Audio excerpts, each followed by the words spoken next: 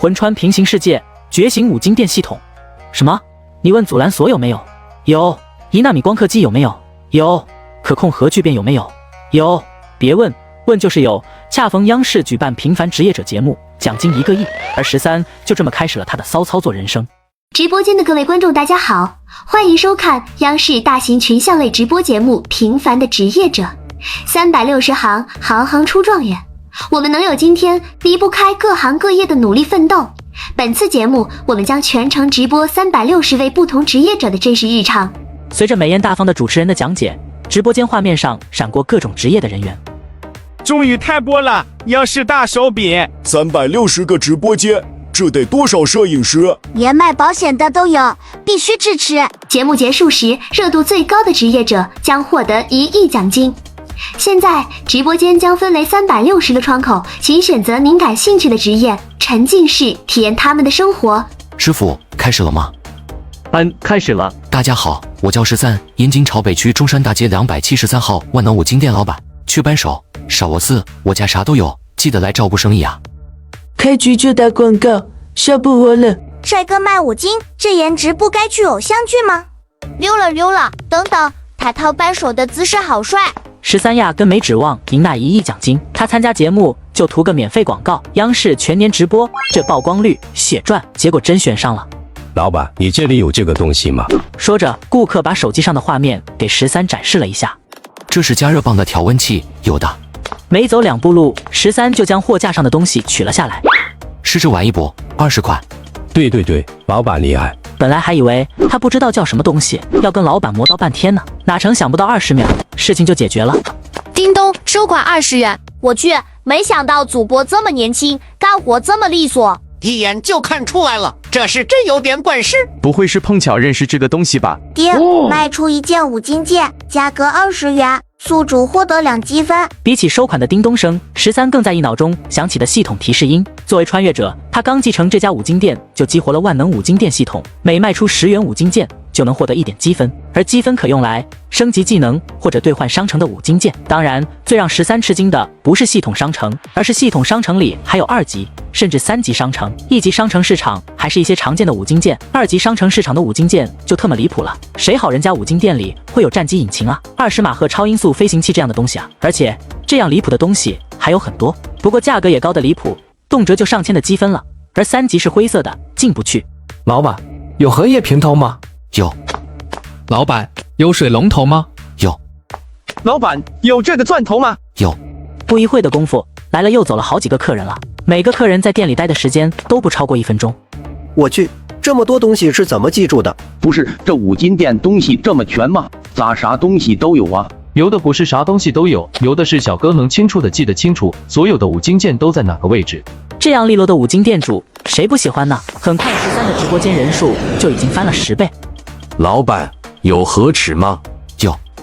老板，有设定枪吗？家里急用。有。老板，有。老板，我还没说什么东西呢。你说没说？我都有。小哥有点太飘了。老板，我要光刻机，你有吗？别说，万一小哥真有呢？就在这时，五金店进来一位英姿飒爽的小姐姐，她身姿挺拔，步伐利落，眉宇间透着军人般的锐气，瞬间吸引了13的目光。老板有绳子吗？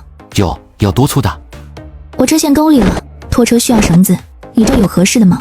有，这东西在库房，我去拿。13突然想起，店里最粗的钢索昨夜售罄，补货还在路上，剩下的细绳根本拖不动车。可直播间的观众都听着呢，他只能求助一次系统了。系统，我要兑换1根5米的能经得住一辆大巴车拉力的绳子。绳子每米3积分，兑换5米一共15积分，是否兑换？虽然有些心疼，但是13还是咬牙选择了兑换。片刻间，在13面前凭空出现了一团钢索绳子。操，系统你是不是搞错了？这绳子特么比老子的小拇指还细，你告诉我，这特么是能拉大巴车的绳索？我读书少，你可别骗我。宿主，这是严格按照你的要求给你的五金件，质量绝对有保证。不过仔细想了想，系统应该也不会骗自己。来了，久等了。这个时候来买绳子的美女正在接打电话。还是不行吗，院长？好，我知道了，我们会再想别的办法的。我也知道现在情况很紧急。对面美女看13拿绳子出来了，也没多想，一边打电话一边同13进行交谈。老板多少钱？1米20，一共5米，100块钱，断了，包换的。美女直接掏出来100块钱交给了13，拿着绳子转身就走了。13见此松了一口气，看来这小妮子并没有发现什么不妥，估计是数理化学的不太好吧。13小哥拿的绳子有点不对，这绳子有点细了吧？待会这小姐姐肯定会回来换的。原来13小哥是在打这个主意。宝，那真是有心机了呀！小哥长得挺帅，心机还挺深沉。大夏国产航母进入最后调试阶段，就被一根战机阻拦索卡住命门，战机连续17次起降失败。谁料我五金店售出的普通钢索就解决了这个问题，而且质量比军工产品更胜一筹。而戴哥便是这个航母项目中的一员，只因他一直思考阻拦索的问题，才将车子开到沟里去了。他拿着钢索走到车前，闺女，快把绳子给我，人家等半天了。戴哥妈妈从女儿手中接过绳子，递给戴哥爸爸。老戴，你去把绳子绑车上。戴哥爸爸迅速绑好车后脱钩，路人也在车前系好绳索，准备拖车。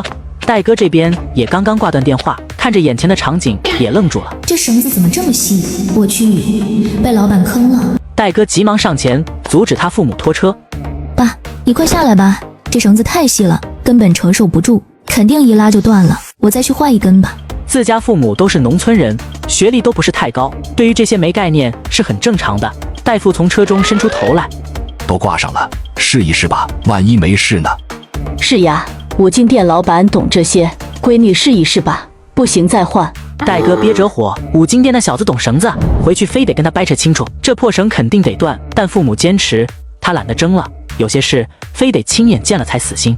那好吧，妈你离远点，把你们关好车窗。好嘞，放心吧。突然前车发力猛拉，戴父倒挡配合，泥坑打滑使不上劲，全靠后车拖拽，引擎轰鸣，而细绳竟纹丝不动。这绳子打药了吗？这么坚强？等等，这不就是航母需要的绳子吗？五金店的绳子竟能扛住军用吉普，戴哥心跳加速，难道这不起眼的钢索真能解决国家级难题？疯了！但事实摆在眼前，该断的绳偏不断，转眼之间车子便被拉上来了。好啊，谢谢师傅了。没事，小事一桩，给你们的绳子。戴哥一把抓过拖车绳，指尖发颤，钢丝缠绕的普通外表下竟藏着惊人的拉力，他恨不得立刻冲回实验室。这乃是普通绳子，这可是国之重器啊！爸妈，我有急事，给你们打车去机场，下次再陪你们。好，工作要紧，别太累，注意休息。说完，戴哥带着绳子，一脚油门朝着夏国军工研究院驶去。13的五金店迎来短暂清闲，晨间高峰刚过，急着买零件的顾客挤完早市，账上已躺着1000多营业额，积分又涨100余。13呀，我家烧水壶坏了，帮我看看呗。行，我阿姨，我给你看看。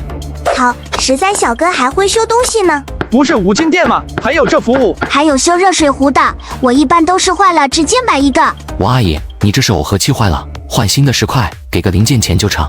行，给我换上吧。13，上次别家要20，我干脆买新的，还是你这儿实惠。其实吧，这壶也就20-30块钱，可老一辈啊，能省则省。修好了，我阿姨，您拿回去吧，以后多照顾我生意啊。放心，13，以后我家老头子买五金都来你这。说完便提着水壶走了。在空闲的间隙，13换出了系统界面。系统花费100积分，提升1级维修技能。宿主花费100积分点，提升维修技能从3到4级，提升完成。维修技能升级的快感，电流般窜过13全身，从2级的小家电到3级的空调电视，如今4级了，就算智能产品，它都可以信手拈来。也不知道能升到多少级，这以后会不会升到会修飞机啊？随着13能修的电器增加，他觉得有必要再打一波广告了。老铁们补个通知，本店全能维修，来啥修啥，价格绝对良心。吹牛吧，老师傅都不敢这么夸口。小哥，照你修火箭，你能修吗？别说火箭了，能把所有家用电器都维修也不太可能。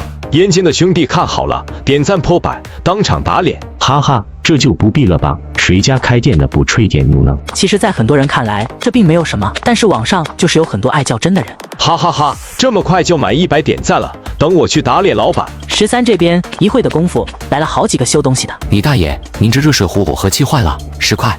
赵大娘，您这热水壶耦合器坏了，10块。孙爷，您这热水壶耦合器坏了，10块。急了，咋全是修热水壶的？这玩意儿特爱罢工啊！哈哈哈，过来人表示，这水壶的耦合器是真容易坏，笑死我了，我都快会了。只要拿热水壶过来的，一律耦合器坏了10块。老板，我和他不来电，是不是耦合器坏了？没13小哥，大爷大妈可咋整了？不过除了修热水壶的比较多，其他的还有电饭煲、茶吧机、洗衣机、小太阳，什么东西都有。这些东西13统统都能干净利索的修好。操，好像还真是什么东西都能修啊！目前来看，还没有什么东西能难得住小哥的。金项链也来五金店修，这届顾客路子也呀。五金店、金项链都带金，好像也没啥问题。关键是老板还真特么会修，业务这么广的吗？与此同时，13所开的万能五金店不远处来了一个不速之客，他叫张宁，是个摄影爱好者，也是个主播。今天他刷到直播间时，居然遇到一个说什么都能修的主播，刚好13开播说了地址，离他家也近，他也开启直播，顺便蹭蹭这波流量。家人们刚看平凡的职业者直播的时候，刷到个五金店主播，号称全能维修，这能忍？今天我们就来盘盘他。穿越五金店主只因直播说了句没我修不了的东西，结果真被同行上门打假，谁料我反手修好打脸，直播间瞬间炸锅。此时张宁拿着无人机，举着手机来到了13的店铺。老板，这个能修吗？我之前看你直播说什么都能修，这无人机不会搞不定吧？这是刚才直播里那个叫吴江战士的博主吧？没想到真来了！我操，最新款无价18000的玩意跑五金店来修。老板不会惨遭滑铁卢吧？因为13一句不算口误的口误，居然还真有人找上门来了。我先看的。行，但丑话说前头，要修不了直接认，别找借口。修得好，5000块双手奉上。啥无人机型号，啥故障原因，13全当耳旁风，只听到了5000块仨字，这单不接是孙子。他3两下就查出了故障，可惜店里没这零件，但系统里有啊。看13看了半天，一点反应也没有。张宁等不下去了，老板，行不行？给句痛快话，修不来就认栽，别特么磨叽。能修，稍等一会，我去拿点零件。仓库里，13打开系统面板，花1积分兑换了所需零件，这也太划算了，1积分换5000块，简直白捡。看着系统里20积分的红外改装模块，13咧嘴一笑，给你加个红外功能，算对得起这价钱。兴许这小子以后还会带更多无人机来呢。13两三下换好零件，顺手把红外模块也装了进去，不一会，无人机便完好如初。先生，无人机修好了，还加赠了红外模块，虽然用处不大，但平时玩玩还行。此刻张宁完全愣住了，这就修好了？行，我出去试试。不会真修好了吧？我赌10块钱的，肯定没修好。这要是也能修好，我真是给老板跪了。张哥别最后没把老板盘明白，把自己给盘了。随着无人机的升空，手机上也显示出清晰如洗的实时画面。卧槽，真修好了，牛呀！本来他是想给13上一课，结果反被13给上了一课，但花5000就修好了他价值18000的无人机，这也让他感到十分惊喜了。13小哥厉害，钱1分不少给你，以后无人机坏了还找你修。好嘞，欢迎下次光临。我没看错吧？居然真的修好了？不是，你五金店老板居然还真会修无人机？难道他真的是陨落的天才？哈哈哈，这个小哥本来是来盘13小哥的，结果直接被种草了。13的直播间人气又涨了，排名已经进行30了。就在张宁还在玩无人机的时候，手机铃声却响了起来。强子，啥急事？平时你可不常打电话。他们都是无人机发烧友，张宁建了个群，是群主。强子跟他关系不错。宁哥，龙源郊区树林走丢个5岁孩子，20小时了，警方缺人手，想让我们用无人机帮忙搜救。我马上到，通知群里其他人了吗？都通知了，能去的都会去帮忙。说完，张宁挂断了电话，将钱给13扫了过去。13小哥，钱转过去了，我还有事就先走了。13点了点头，转头走向了五金店。其实他刚才听到张宁他们的谈话了，但却帮不上忙，若能相助，他定不推辞。龙源郊区位于燕京外围，占地120平方公里。张宁赶到时，儿童失踪区域外围已停满警车和消防车，现场指挥小组正在展开工作。一名帽子叔叔拦住了想要进去的张宁。你好，我是用无人机来帮忙搜寻孩子的，十分感谢你们能来帮忙，这是应该的。张宁直播间里的网友们也在来的路上知道了事情的起因。我去，阵仗这么大吗？孩子掉20个小时了，那真是危险了。确实，郊区有野狗、野猪出没，孩子独自在外也很危险。张宁很快与强子等人会合，便开始了搜救工作。5小时过去，已到下午2、3点，他们无人机反复充电数次，依然毫无线索。张宁的无人机也已是第3次充满电起飞。我记得小哥说有个什么红外模块，打开试试看，反正死马当活马医吧。红外模式开启的瞬间，无人机传回的画面让张宁浑身起了一层鸡皮疙瘩。这也太他妈不可思议了吧！红外模式下，整片森林化作暗红幕布，活物如赤红火点。他迅速扫描完自己的负责区域，随即调转无人机，协助其他人员展开搜索。宁哥，你的无人机怎么来我这片区域了？我的搜完了，没发现孩子，来帮你查看一下。张宁说完，强子瞥了眼他的无人机界面，顿时瞪大了眼睛。卧槽，这什么鬼？宁哥，你开挂了呀？套是实锤了。今天在五金店装的，老板给升级的。五金店，宁哥，你该不是路上顺手采了把野菌子吃吧？现在说不清，之后再跟你详细说吧。突然，强子大声惊呼道：“那是什么？好亮啊！看起来好像是个人。宁哥，快飞过去看看。”好，稍等。随着无人机飞过去，画面显示了出来。卧槽，真是个人，在树底下躺着呢！找到了，我们找到了！众人的欢呼一瞬间引起了周围所有部门人员的注意。是找到了吗？很有可能是，要不您看看。说着，便将操作屏幕递给了杨警官。这是什么？是热成像吗？您真是见多识广，这确实是热成像。杨警官盯着热成像画面，瞳孔骤然收缩，那团模糊的热源9成就是失踪的孩子。他飞快锁定坐标，抓起对讲机，开始指挥救援。穿越五金店主，只因不想当奸商，修理无人机时顺手多加了个红外模块，效果竟比军队的还要清晰，结果就被民警、武警和消防的叔叔同时盯上了。知道孩子位置后，救援很快，不到10分钟，救援人员就赶到树下，发现了昏迷的小孩。报告领导，我们找到孩子了，马上送去医院。得知消息，救援人员一片欢呼，张明激动不已，恨不得当场给远方的13克一个，毕竟这红外模块可帮了大忙。什么这玩意没啥用，随便玩玩。13小哥也太凡尔赛了吧！其实13是真不爱吹牛，说能修就真能修，只是把王炸当3分。知道孩子被找到了，杨警官也松了一口气，但顿时他又打起了张明无人机的主意。这时助理警员小跑过来，杨警官，孩子已获救，外面很多记者想采访您，您要不要出去讲2句？让他们等会，我这有更重要的事。杨警官一改往常严肃的形象，笑眯眯地和张宁搭话。同志，这个孩子是你发现的，稍后我们会为你颁奖的哈。这是我们应该做的。小兄弟，请问你这个改装的红外模块是在哪里改的？我们的设备也想要加装一下。杨警官略显尴尬，自家警队的标准无人机竟比不上发烧友的改装机，他还得向对方请教，实在有些抹不开面子。帽子叔叔也想要改装。这东西这么有用吗？刚才那个五金店老板不是说没啥大用吗？让宁哥随便玩玩呀。看这情况是随便玩玩的吗？也是，宁哥立功，多亏五金店老板的改装模块。张宁还没开口，武警与消防负责人也赶了过来。毕竟孩子获救的发现过程需问询入道，瞒不住人。他无人机搭载红外模块的事，自然也被他们知晓了。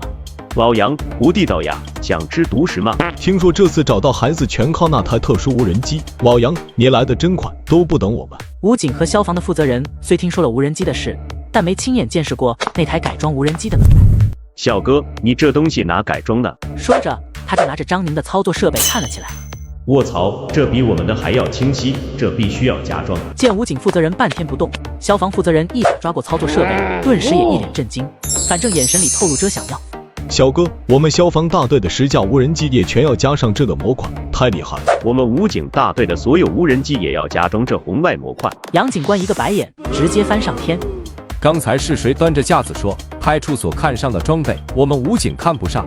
结果这回抢的比谁都起劲。张宁也被此刻的场面整得哭笑不得。3位领导，我是在一个五金店里改装的。啥？五金店？杨警官不信邪地问道。这五金店是我们所理解的五金店吗？是呀，就是我们平常买五金件的地方。3人面面相觑，半晌才消化完这个消息。确实，五金店怎么就不能有这样的人才了？那这个五金店，它地址离咱们这里不远，要不我带你们去吧？那多不好意思，上车出发。开了这么半天，我觉得我会修热水壶了，我和气都买好了，就等我家热水壶坏了。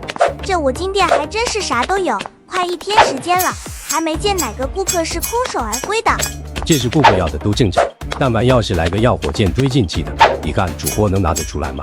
你这就是杠精！上午的时候就有个杠精已经被主播给抬走了啊！刚进门的那个怎么那么像那个杠精？这边张宁风风火火地跑了进来，跟着进来的还有杨警官等3人。13小哥，我给你拉了一笔大生意。民警、武警、消防3部门的人站在一起，气场凛冽。本就拥挤的五金店更显闭塞，压迫感瞬间拉满。民警、武警、消防联合出动，抓个五金店老板这么大阵仗。此刻，直播间的弹幕已经炸成烟花，而摄影师也下定了决心，这泼天的流量也要播到底。卧槽，什么情况？民警、武警、消防队的怎么都来了？该不会五金店有犯法了？这下刺激了！节目刚开播第1天，就有职业人被抓进去了，节目可真是闹笑话了。五金店主犯了天条了。此刻直播间弹幕直接疯魔，什么史上最萌主播，什么开播首日惊动3部门联合执法，因此直播间热度直接蹿上榜首。正在装偶和气的13茫然地抬起头来，不是，这哥们谁？今天上午才认识吧？怎么下午就叫我哥了？兄弟，您怎么称呼？现场气氛瞬间凝固，张宁脸上的笑容僵住了，这才意识到自己一路吹嘘的13小哥居然连自己名字都不知道。今早急着打脸，忘记自我介绍，真特么尴尬。13小哥，我的错，之前见面忘了说了，我叫张宁。紧接着，张宁随即分享了今天用改装无人机成功救援小孩的经过，并提到民警、武警和消防部门的领导们也有意效仿，想对各自的无人机进行类似改装。妈呀，五金店老板随手改装的无人机模块救了一个小孩，所以民警、武警和消防3个部门的人一同来，是为了改装他们的无人机。老板说没用的模块，现在3个部门抢着装，还能说没用吗？老板有点太凡尔赛了。老板不吹牛，就是爱撒点小谎是吧？不是，你五金店要给帽子叔叔改装无人机？杨警官等人此时也是有些惊讶，本以为改装无人机的是个五金店的中年老板，没想到竟这么年轻。魂穿五金店主，进店的顾客个个闪电出手，从不空军。每次客人探头问这个能修吗？我那句标志性的能修，必让百万网友爽到捶桌。如今江湖人称通便区一哥，只因我这流水线般的成交速度比窜稀还顺畅。13小哥是吧？我叫杨龙，你可以叫我杨警官。杨龙礼貌地和13握了握手。看你这是在这拍摄节目是吧？我们在这不影响吧？在来的路上，张宁提到13在参加央视节目，杨龙出于礼貌还是提前问问。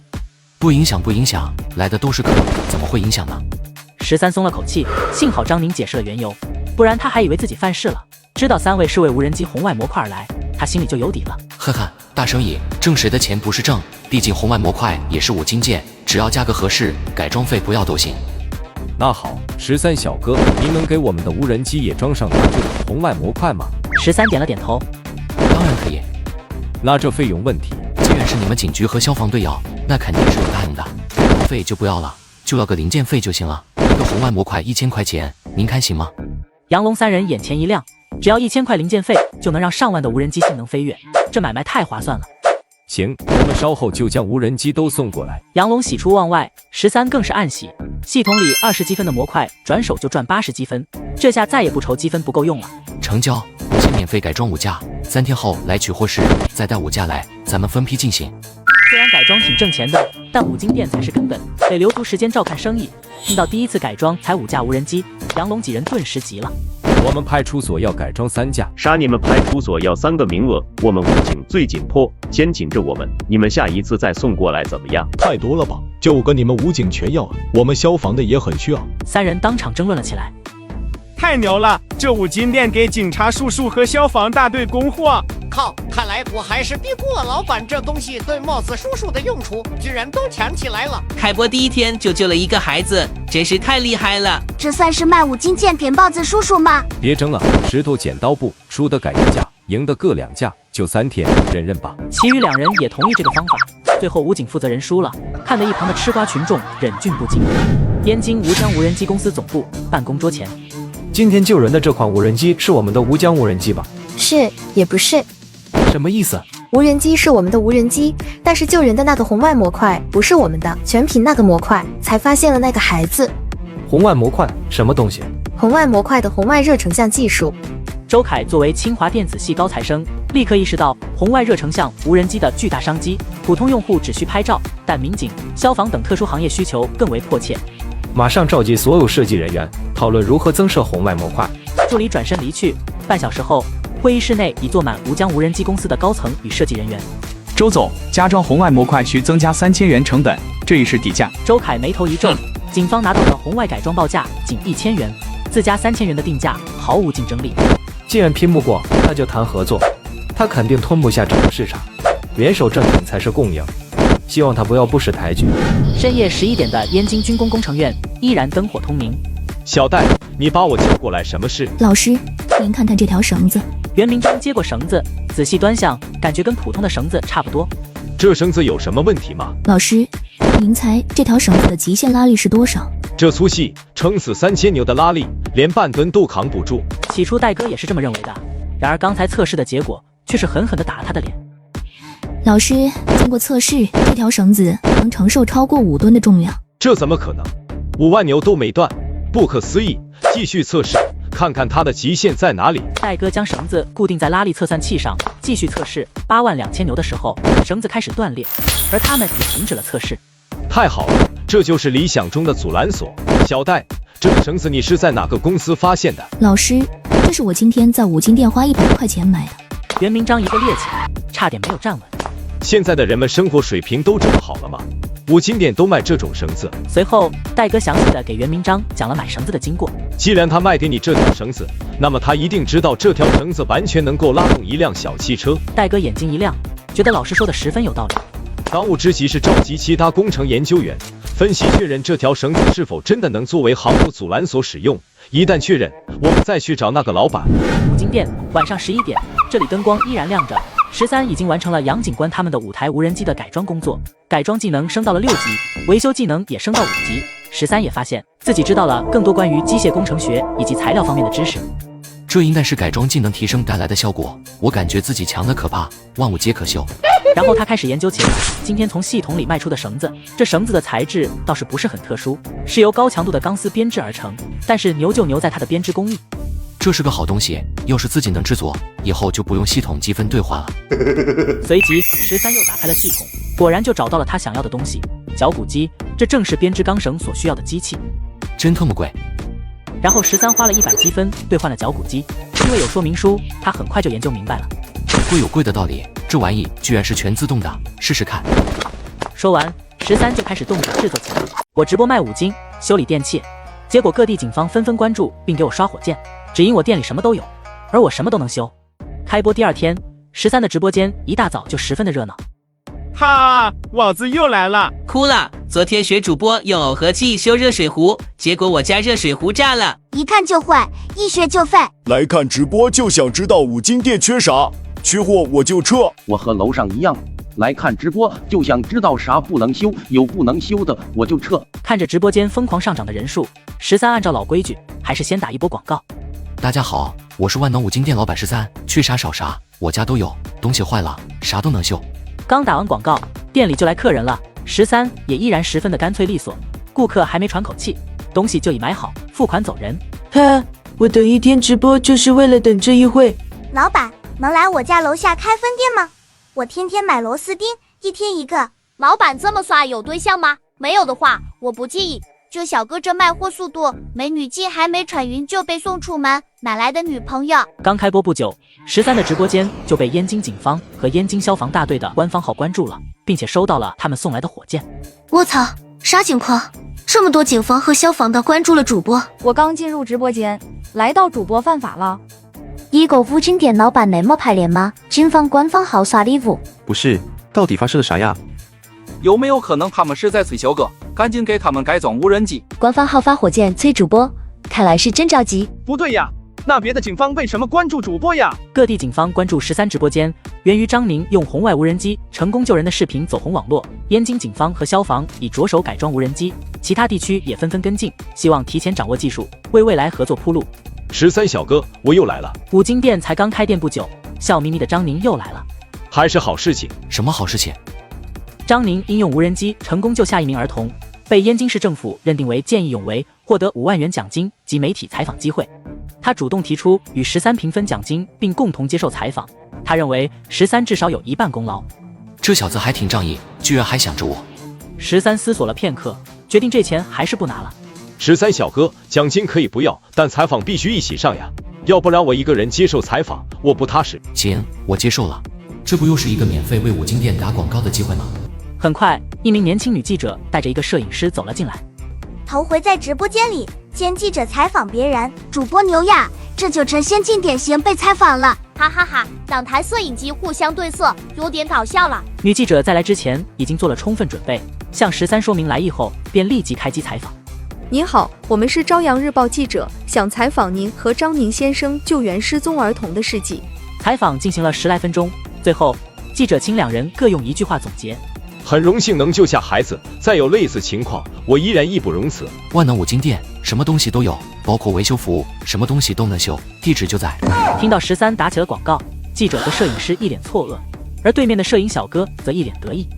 一旁的张宁也傻掉了。哥，人家采访你英雄事迹呢，你搁这打广告？哈哈哈哈，又打广告，我也是真服了。主播笑死我了，央视节目直播打广告也就算了，人家来采访你也打广告，主播真是个小机灵鬼。采访完13和张宁，记者和摄影师就走了。张宁贱兮兮地凑了上来。13小哥，想请你帮个忙。还是改装无人机吗？是的，不知道你有没有时间？昨晚张宁在群里分享了改装无人机救人的事迹，加上强子的添油加醋，惹得一众发烧友眼红，现在都吵着要加装红外模块。我一个卖五金件的，总是帮别人改装，这也不是事。要是有人能帮我改装就好了。13正头疼时，一辆劳斯莱斯幻影悄然停在他的五金店外，引得周边商户纷纷侧目。在这个街区突然出现这样的顶级豪车，着实罕见。西装笔挺的周凯从车上走下来，一脸错愕。我本以为能给吴江无人机加装红外模块的，肯定得是大厂高材生或者科技达人，怎么都没想到，居然是个开五金店的。随后他便独自一人走了进去。老板是来买五金件的吗？不过13看到来人的时候也有些纳闷，哪有穿西装来买五金件的呀？身后的张宁一下窜了出来。卧槽，您是周凯周总吧？张宁一眼就认出了周凯，作为吴江无人机的铁粉，他场场发布会不落，对这位亲自站台的 CEO 再熟悉不过。吴江无人机，全球无人机巨头，其 CEO 周凯空降13直播间，瞬间引爆网友震惊。与此同时，职业钓鱼人选手的直播间里，哈哈哈，谁说我不能钓上鱼来的？钓鱼人邓源刚刚钓上来一条30斤的鲢鳙，昨天刚开播他就放下豪言能钓上大鱼，结果直接来了个空俊，到最后直播间人都快走光了。今天刚开播就上鱼了，直播间刚有点热度，结果又跑光了。他都怀疑是不是直播间出问题了。带着疑惑，邓源看向了直播间的评论。还看什么钓鱼？去看五金店老板呀！五金店老板有什么好看的？有钓鱼好看吗？吴江的老总周凯空降五金店，你说好看不好看？我操，这么牛逼，这一定得去看看。这么一看，钓鱼确实不香了，去看看热闹。邓源十分无语，他不认为吴江的老总周凯是不请自来的，肯定是13用某种手段请来的，所以他准备给这个五金店老板搞点事情。你不是什么都能修吗？难道你还能修车？巧的是，邓源那小舅子总自诩业余组顶级摩托赛车手，奖杯没拿过，车的问题倒不少。想到这，邓源突然灵光一闪，瞬间便有了主意。直播卖五金，无人机公司的 CEO 亲自来我店里寻求合作，只因我掌握的技术能让他们公司的股价至少暴涨50%。五金店里，13看着激动的张宁，一阵无语。周总好，我是您的铁杆粉丝，我叫张宁，也是吴江无人机的发烧友，真没想到今天能在这里见到您。周凯稍微有些失望，以为面前之人是13，不过他还是微笑着向张宁伸出了手。我来这里是来找13的。哦，我旁边这位就是13，万能五金店老板。我就是13。您好，我是吴江无人机公司的 CEO， 我叫周凯。哦，你好。13淡淡的回复道，表情并没有多少变化。这反而让周凯有些欣赏他了。13小哥，我听说你为我们吴江无人机改装了一个红外模块，我能亲自试一试吗？行，没问题。10分钟后，无人机平安地降落在五金店门口。周凯满脸惊讶。13小哥，直说了吧，你设计的无人机红外模块太惊艳了，我们吴江想合作接货，能量产吗？一语激起千层浪，13的直播间瞬间就跟炸开了似的。挖槽，无人机巨头居然准备向一个五金店进货，哈哈哈！吴江无人机配件厂商万能五金店，这属实有点搞笑了，全国最排面的五金店了吧？其实周凯的算盘13很清楚。随后周凯继续说道：“我们需求量很大，您能稳定供货吗？如果产能有限，是否考虑转让技术？价格绝对让你满意。交出技术，那我的积分还怎么赚？开玩笑呢，我们能完成供货，这点您放心吧。13小哥。”吴江的订单量可不是小打小闹，您确定真能吃得下？确定可以将这个写进合同条款里，如果完不成供货，我担全责。既然13都这样说了，周凯也不再多问什么。不过我也有个要求，说来听弟啊。凡是改装红外模块的无人机，要和五金店以联名的名义来售卖。听到这话，周凯瞬间惊呆了，看着笑眯眯的13。现在的年轻人这么敢想敢干吗？其实13也不是这么敢想敢干，他只是想为自己的五金店打广告而已。卧槽，五金店和吴江无人机做联名，感觉有点奇怪。笑死我了！13小哥为了打广告，真是无所不用其极了。这要是真成了，那广告可太硬了。吴江万能五金店联名无人机，可太有意思了。周凯权衡利弊之后，便同意了13的要求。好，我同意了。周凯的一句话，如同核弹落地，炸得13直播间满屏问号。我操，竟然真的同意了！真是人有多大胆，地有多大产。我13小哥是真牛逼，我愿称之为下国最有排面的五金店，牛批！13小哥为了卖个五金件，真是无所不用其极了。此刻的张宁像是在看鬼一样的表情看着13。13小哥，你真是太牛皮了！后续合作的详细方面，我会派我助理来跟你一一敲定。该聊的都聊完了，可是周凯还没有离开的意思。周总，您还有什么事吗？13小哥，你这本事开五金店太浪费了，来当我们的设计总监，工资比你现在开店赚得多。我好心和你合作，你居然想让我去当牛马！一旁的张宁不断给13使眼色，意思是让13赶紧答应。周总，我还是喜欢开五金店，对不起，辜负你好意了。13略带歉意地回绝了周凯的邀请，而直播间的网友此刻比13还着急。到底还是年轻人，五金店老了还不一样吗？这不血亏呀！吴江的 offer， 别人挤破头都抢不到。就是噻，年轻人应该锐意进取，努力拼一把，而不是躺平。13的拒绝并没让周凯感到意外，但失落还是要失落的。那这样，我给你留个名誉设计总监的位置，可以直接和我对接。以后我们公司要是采纳了你的设计方案，会给你丰厚的报酬，但平时无底薪。说完之后，周凯便离开了五金店，张宁也跟了出去。13则是继续卖自己的五金件。老板，这东西能修吗？能修。当13转身后，看到一个甜美少女居然拉了个破了一个洞的马桶来修，他都惊呆了。这玩意换一个就好了嘛，还爱修？其实还真不怪人家姑娘不买新的，别人认床，他认马桶，去其他地方就便秘。而他这款马桶商家早已下架了，买不到新的了。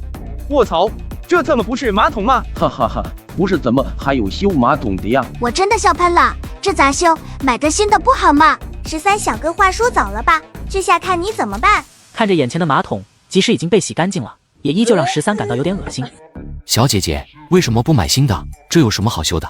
其实13是真不想修这玩意儿。能换早换了，但我认马桶不是这个就拉不出来，反正我不管。你刚才说了你能修，你就要保证给我修好，我与马桶共存亡。听到这话，13都有些想笑。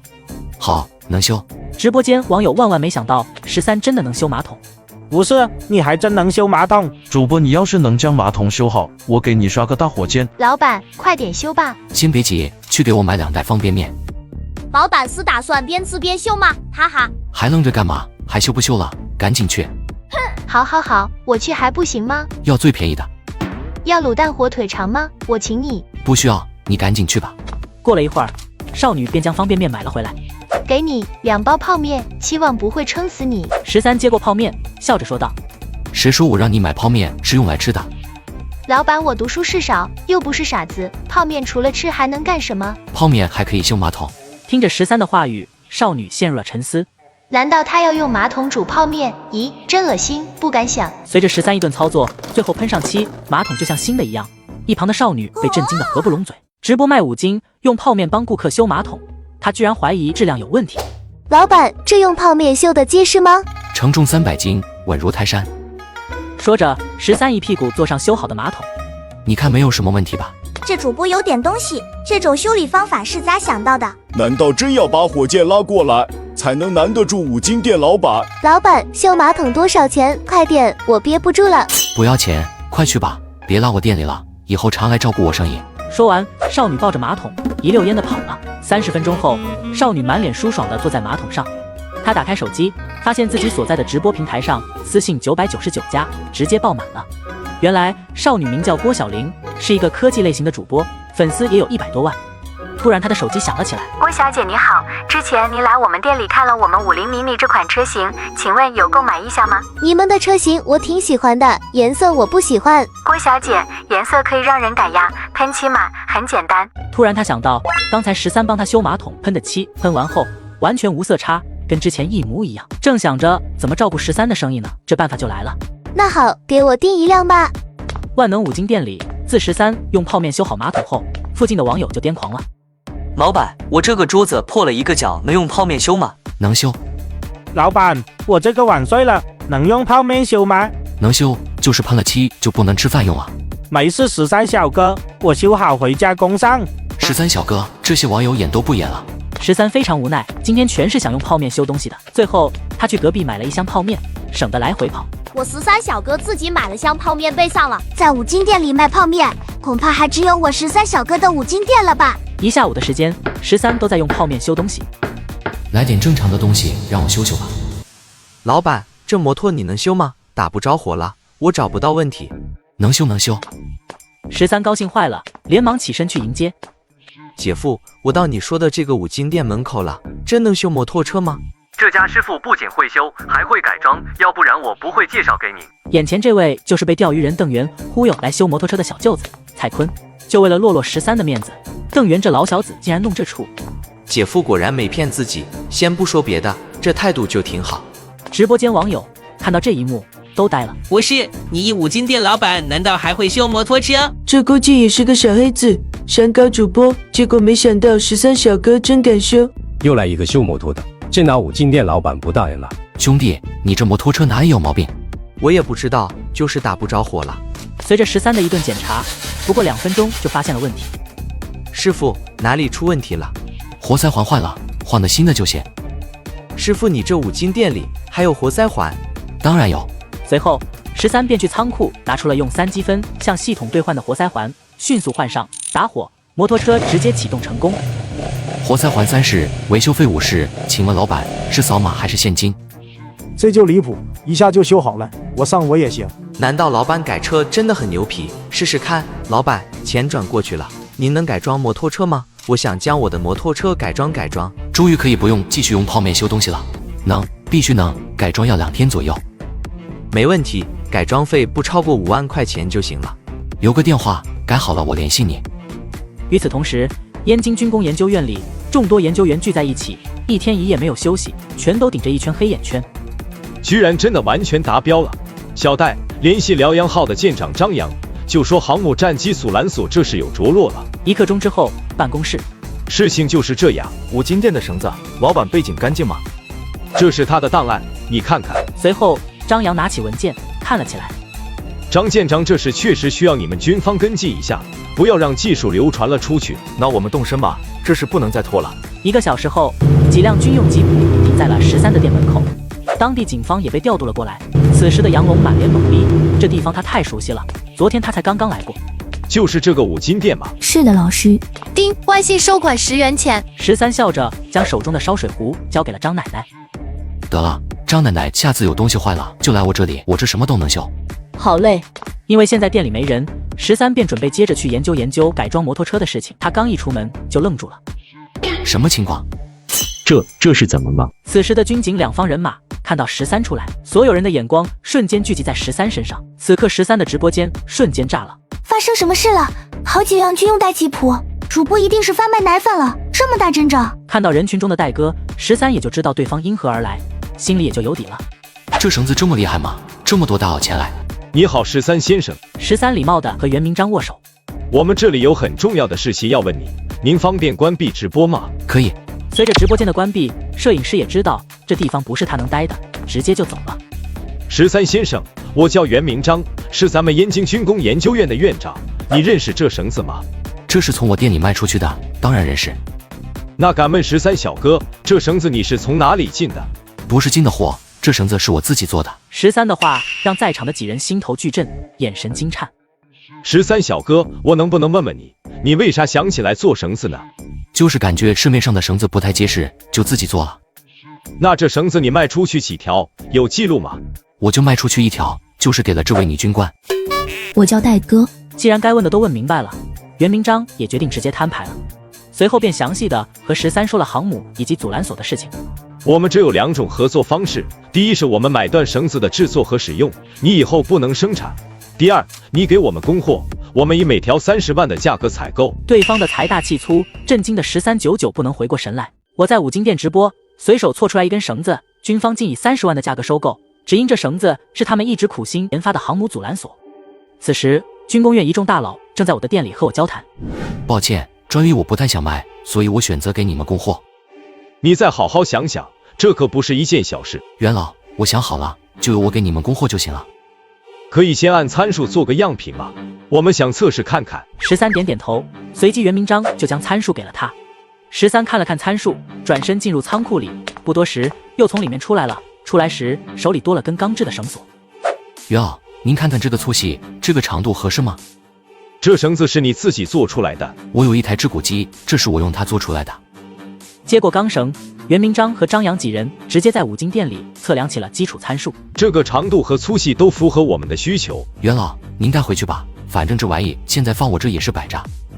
袁明章笑眯眯的点头答应，他等的就是13的这句话。13，以后有什么问题也可以来找我，这是我的联系方式。袁明章递出了名片。元老，还想请教下，如果成功签订合同，我这算是为夏国军方供货了吗？算是吧。那我可以往外说吗？可以，不提及航母阻拦索就行。那就好，我这五金店的招牌越来越硬了。几人顿时无语了，这他妈是想要打广告啊！对了，13，国庆节当天辽阳号试水，我邀请你来参观。13本想委婉拒绝，但是袁明章一句话就让他瞬间闭嘴。到时会有大屏滚动，致谢为辽阳号航母做出贡献的企业，你的五金店也是之一哦。元老，我去，必须去。随后，袁明章几人便离开了。临走的时候，13将改装好的5架无人机交给了杨龙杨队。你小子可真行，生意都做到军方那去了。哈哈，小事小事。随后，杨龙将改装的钱转给了13。傍晚，一阵电话铃声响起。13，是我，袁明章。你好，元老。你制作的航母阻拦索成功通过了所有测试，之后便可以签合同了。现在你把卡号发来，我把钱给你转过去。叮咚，收款30万。随即13打开了系统面板。我操，积分这么多了，刚才直接给了3万积分。想了想，13又解锁了2个新技能。升级完成，13正在店里研究蔡坤的摩托车该如何改装时，一个陌生女人抱了2个箱子来到了店里。你好，我是周总的助理，过来签合同的，顺便带了一批样机过来，请你给一些改动方案。好，你过2天来取货。助理走后，13拿起周凯的无人机研究了起来。这无人机功能太单一了。然后13开始在纸上写改动方案。邓源这边刚刚结束直播，此刻的邓源心情不是很好。今天一大早，他开门红还钓到了几条莲庸和翘嘴，后来就完全空军了。空军也就罢了，后来钓上来的东西简直奇葩，什么破鞋、共享单车、啤酒瓶子，他索性就不钓了，开始玩手机。刚打开手机，就幸灾乐祸了起来。这小子不知道犯了什么事了，居然把军方都给惊动了，那这第一我可不就有机会了吗？翌日，五金店外，摄影师早早的站在那里，可是五金店门还没开。卧槽，怎么回事？难道真被抓进去了？就在摄影师快要睡着时，13才悠哉悠哉的走过来。抱歉，睡过头了。师傅，开始直播吧。我去，居然开播了！我的快乐源泉又回来了。13小哥，你是不是犯事了？随即13按照惯例开始打广告。我13小哥一天不打广告就浑身难受。13这边打完广告就进店准备开始营业了。13小哥，直播间很多网友都在问你昨天的事情，要不要给个解释？感谢各位网友们的关心。昨天军方来找我，并不是我犯法了，而是军方要找我这五金店供货一些五金件来谈合作的。哈哈，军方找你采购航母螺丝吧？13小哥怕不是把网友当傻子戏耍，口碑要崩了呀！13小哥，是不是你的红万模块军方也看上了？那倒不是，军方自己有，怎么可能来我这采购？而此时直播间网友们却不买账了。这个五金店老板为了流量真是无所不用其极呀！除了红外模块，军方还能买其他的吗？就在直播间吵得不可开交的时候，昨天的军用吉普又停在了13的门口，这次只有1辆，车上下来2人。小戴，就是这里吗？就是这里，我们要和这个五金店的老板签订采购合同。听到戴哥的话，楚志远瞬间一副难以置信的表情。他是负责军队物资采购的采购部主任，今天是来签订采购合同的。来五金店采购真的神奇。随后他们便进了五金店。你好，13先生，我是楚志远，燕京军备采购部主任，今天是来和你签订采购合同的。随即他将合同文件递了过去，13接过合同看了看，不是真给军方供货呀？我真是贵了，13小哥，我承认刚才我有点大声了。摄影师本想拍摄一下合同的内容，没想到楚志远和戴哥瞬间凝视过来，用身体挡住了摄影师和镜头的视线。如果没问题，咱们就签订吧。签完合同，两人也没有过多停留，便离开了。13也准备正式开始今天的工作，他将摩托车推到了外面空旷的地方，开始了改装。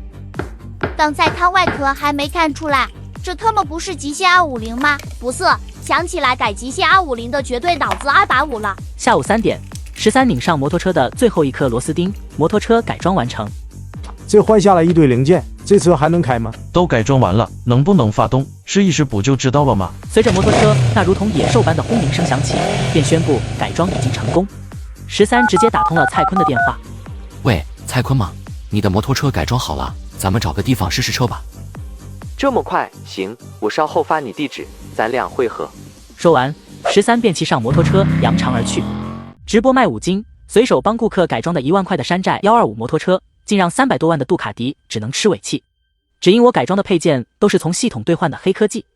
五金店门口看着骑车远去的13，摄影师无力咆哮：我没上车啊！我没上车啊！见状，他赶紧打了辆出租车跟了上去。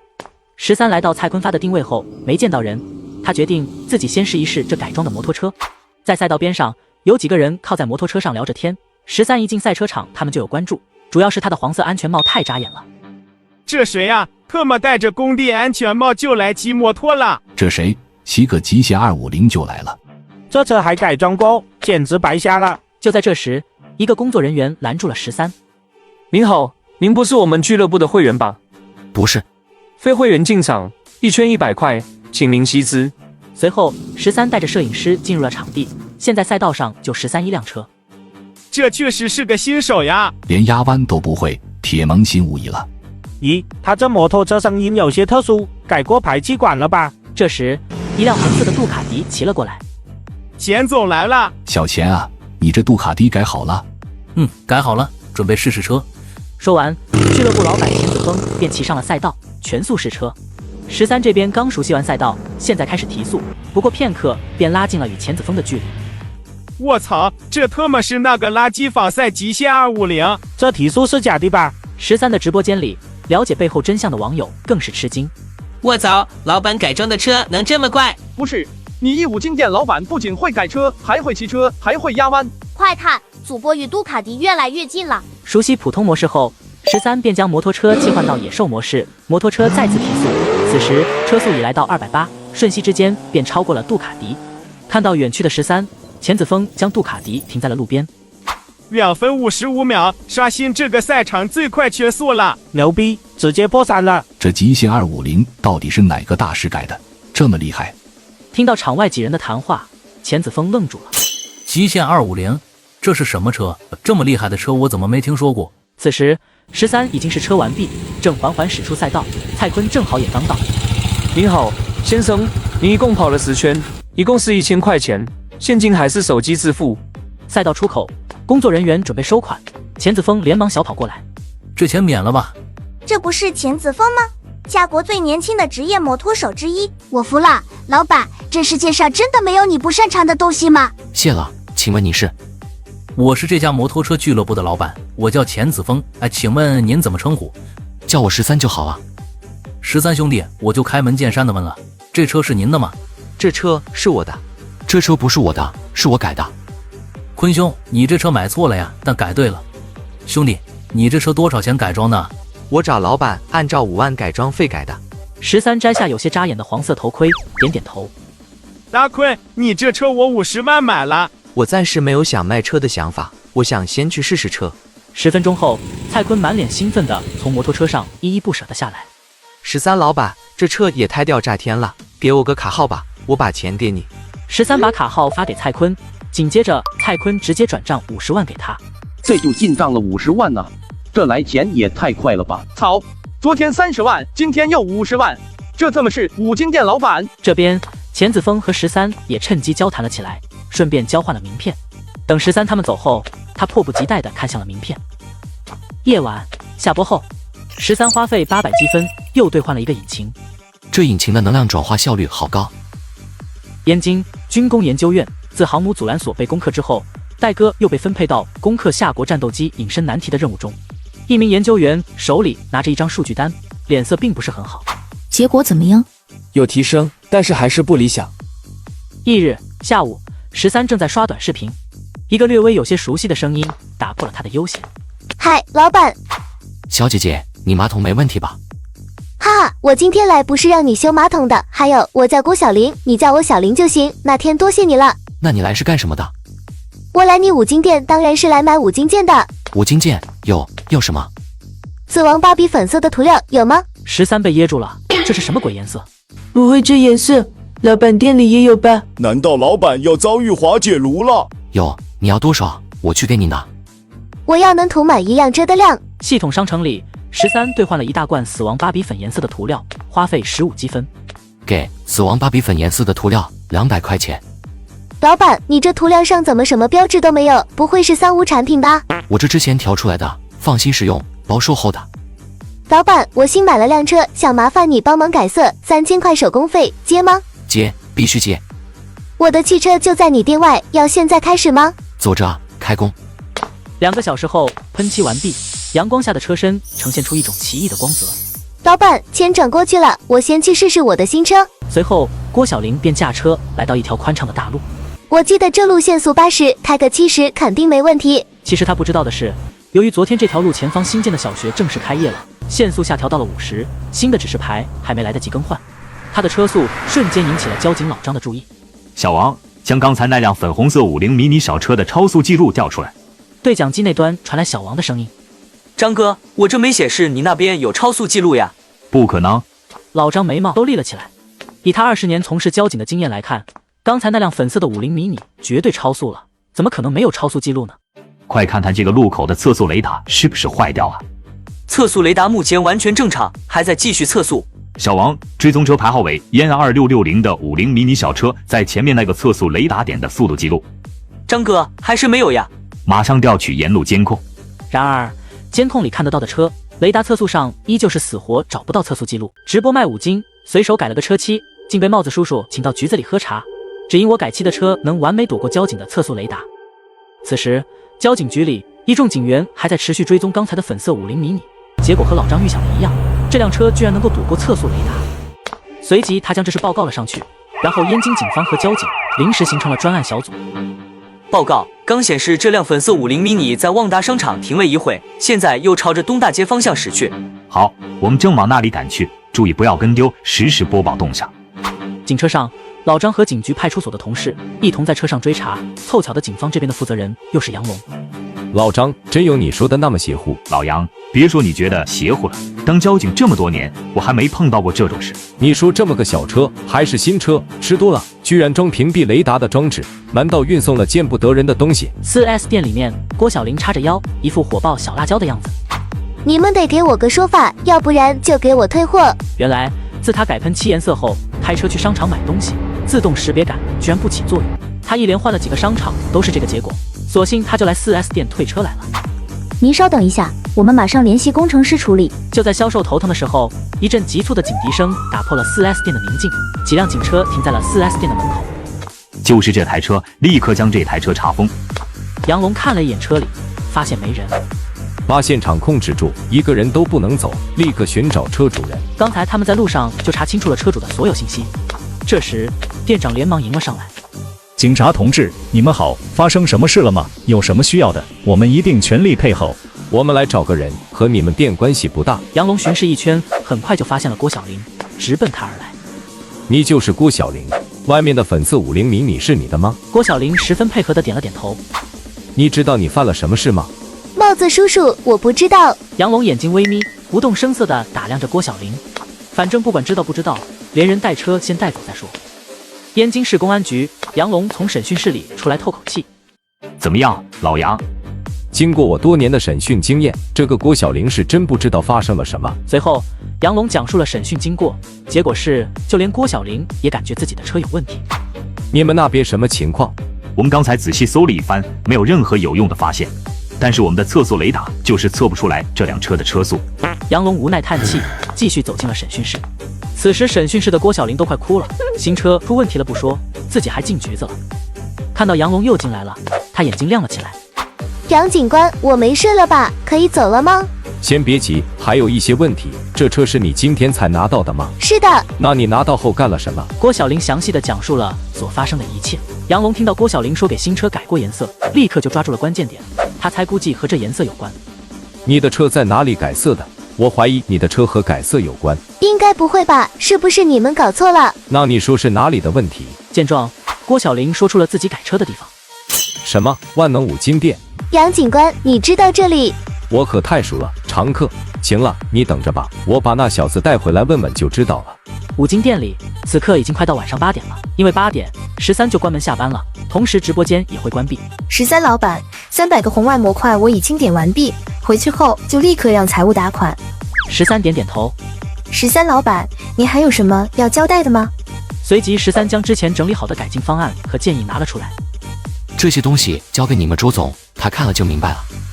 收下资料，助理一行人便离开了。就在13要关门的时候，杨龙带着2个警员到了。13老弟，这是准备下班了吗？杨警官，这么晚了，有何贵干？有件事情牵扯到你了，我们想要请你回去配合调查一下。13愣住了，这次又是为什么？卧槽，怎么回事？不是，我13小哥又犯事了。听你的意思，难道老板之前犯过事？好，稍等我一下，我关下门。13关店后，便跟着杨龙他们走了。军工研究院食堂，戴哥看着手机上逐渐远去的警车，眉头轻皱。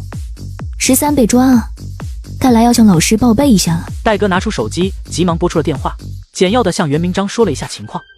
我知道啊，我在开会，会议很重要，你去警局一趟看看具体发生了什么。警方那边我会打好招呼。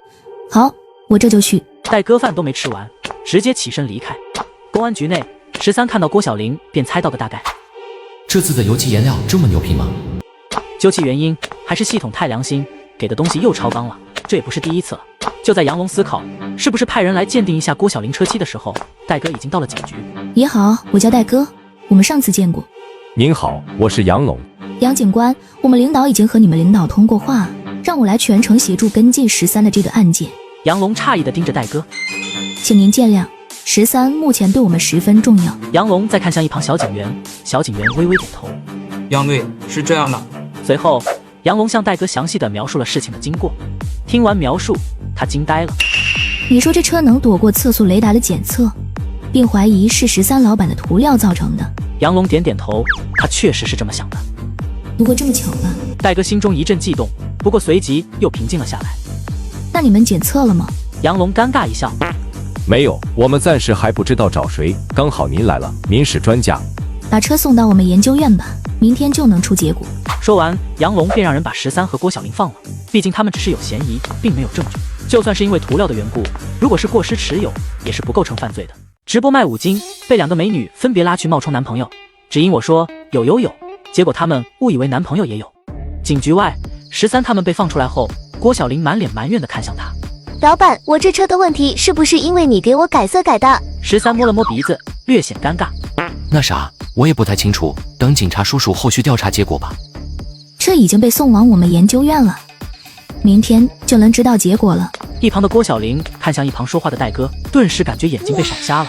刚才在局里，他一直在担惊受怕，没仔细看戴哥。好漂亮的小姐姐，老板，这你女朋友吗？不是，就是普通朋友。说完，13瞥了一眼，发现戴哥并没有什么反应，这才松了一口气。刚进去待了一会，都有点饿了，走，吃烧烤去。好呀好呀。烧烤摊上，几人大快朵颐。13和郭小玲2人已经各自喝了1瓶啤酒，戴哥因为还有事，所以没喝。那老板，你有没有女朋友呀？郭小玲借着一点点酒精问道。戴哥虽然没说话，但是耳朵也竖了起来，默默听着。我现在可是在事业上升期，不想谈儿女私情。切，不说算了，还扯什么事业上升期？我的5金店蒸蒸日上，怎么就不是上升期了？郭小玲被13逗笑了。你这5金店能上升到哪去？难不成你还能卖火箭引擎？对于这话13只是笑笑，并没有接话。突然，郭小玲手机响了起来，看到这个来电提示，她面露痛苦之色。武上大人有什么指示？你说什么指示？今天晚上的相亲你为什么没去？妈妈，你女儿今天进局子了，差点就出不来了。你猜我信吗？你这小妮子的理由越来越离谱了。一旁的13似笑非笑，一副事不关己、高高挂起的看戏姿态，让郭小玲瞬间想到一个可以暂时逃过一劫的好办法。郭小玲捂住手机，小声地向13说道：“13小哥，别看戏了，帮个忙。你该不会想拿我当挡箭牌吧？我坚决不同意。我这次进局子，8成就是你给我改色的原因。你要是帮我确定是你改期的原因，我就不追究了，不然，哼哼。”郭小玲狠狠地挥了挥自己的小拳头。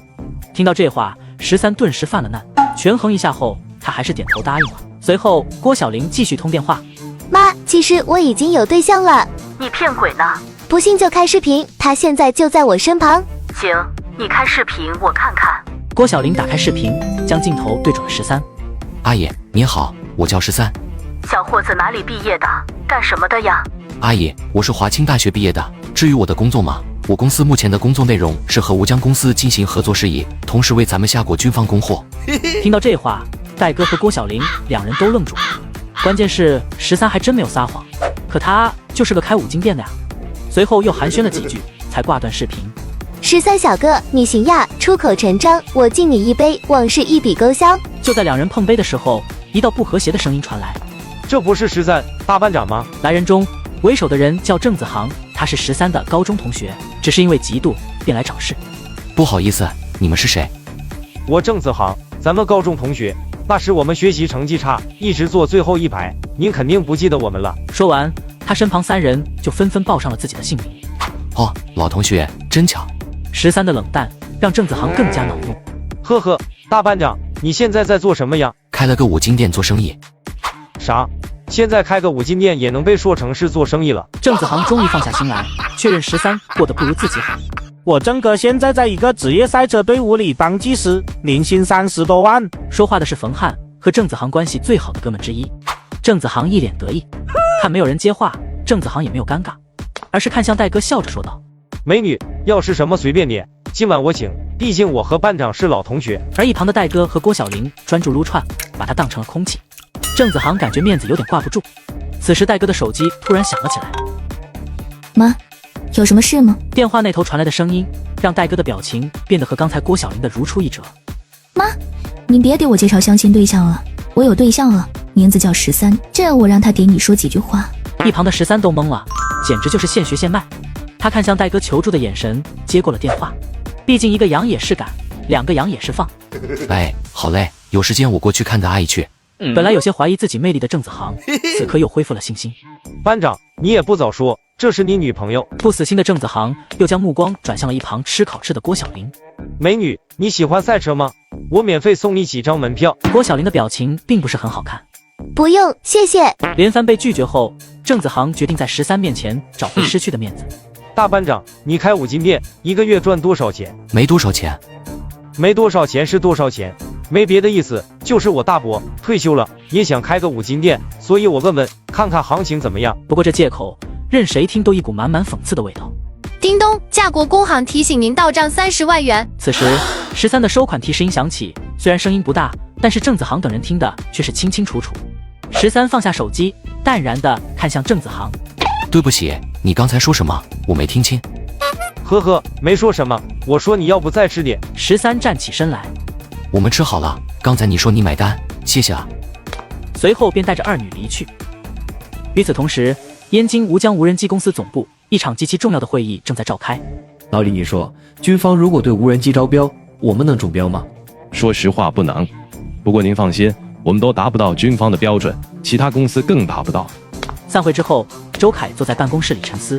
“周总，我们已收到第1批红外模块，款项已经打过去了。”周凯点点头。“警方和消防那边联系了吗？”“联系了，他们很多都有购买意向，有几个分局已经下单了。”“后续销量好的话，就开始逐步向全国范围内推行。”“好的，周总，还有，这是13老板交货的时候给我们的资料文件，说是给你的。”“什么资料？13老板说是一些无人机改进的资料。”周凯打开文件资料，只扫了一眼就愣住。直播卖5金，被帽子叔叔请去局子里喝茶，军方大佬却要求帽子叔叔向我道歉，只因我卖出的涂料是军方苦苦寻求的战机隐身涂料，直接帮军工院省去了研发过程。吴江无人机总裁办公室，周凯打开13提供的无人机改装建议和意见。文件内容是一张奇特的机械结构图，图案外形看起来像蜻蜓。周凯明白这是13设计的无人机。无人机居然特么还可以这样？一向老成持重的周凯嘴里也不免飙出了脏话，毕竟这已经打破了周凯对固有无人机的认知。他一直嫌弃自己这边的工程师们不够激进，13的改装让他眼睛发亮。他立刻让助理通知李显过来。周总，您找我。李显，你过来看看这个。李显纳闷地接过周凯递过来的图纸资料，跟刚才的周凯一样，一瞬间就瞪大了双眼。这还是无人机吗？艺术品啊，这简直就是艺术品。周总，这是谁给你的？李显虽然在问话，但眼神却未离开图纸。这你不用管，你就说这套方案有没有可行性。用了将近1个小时的时间，李显才将资料看完一遍。以我目前的经验来看，这套方案的可行性很高，不过这也只是在图纸上，真正的是否可以，还是要做出成品来试验一番。此时，李显依旧难以平静，他只想立刻投入到实验室中。周凯也十分惊讶，没想到李显对这款无人机评价这么高。李显，给你个任务，按照这个图纸尽快做一个成品出来。好的。李显想都没想就直接答应了。翌日一大早，戴哥来到了实验室。此时的实验室里，一堆研究员围着一辆粉红色的50迷你，充满了好奇。小戴，这辆车是你派人送过来的？戴哥点点头。一辆车能屏蔽雷达电磁信号的情况，他们也是头一次遇到。估计是某些涂料混合产生了些许屏蔽雷达信号的效果吧。说不准，或许这个涂料能给我们带来一些启发呢。哈哈哈，如果那样就好了。几人嘴上说着但愿，但却没抱太大的希望。戴哥也是一样，只是为了帮助13尽早摆脱嫌疑罢了。很快，检测便开始了。然而，令人震惊的一幕出现了，雷达屏幕上竟检测不到任何信息。这不可能！其余的研究员也惊呆了，不会几句玩笑话，真的应验了吧？雷达专家不信邪地反复调整着雷达参数，但结果毫无变化。我从事雷达研究几十年，从来没有遇到过这样的情况，马上进行稀薄性能转向测试。随着数据的不断收集和分析，实验室里的气氛越来越紧张。方位覆盖率99%、99.5%、99.9%。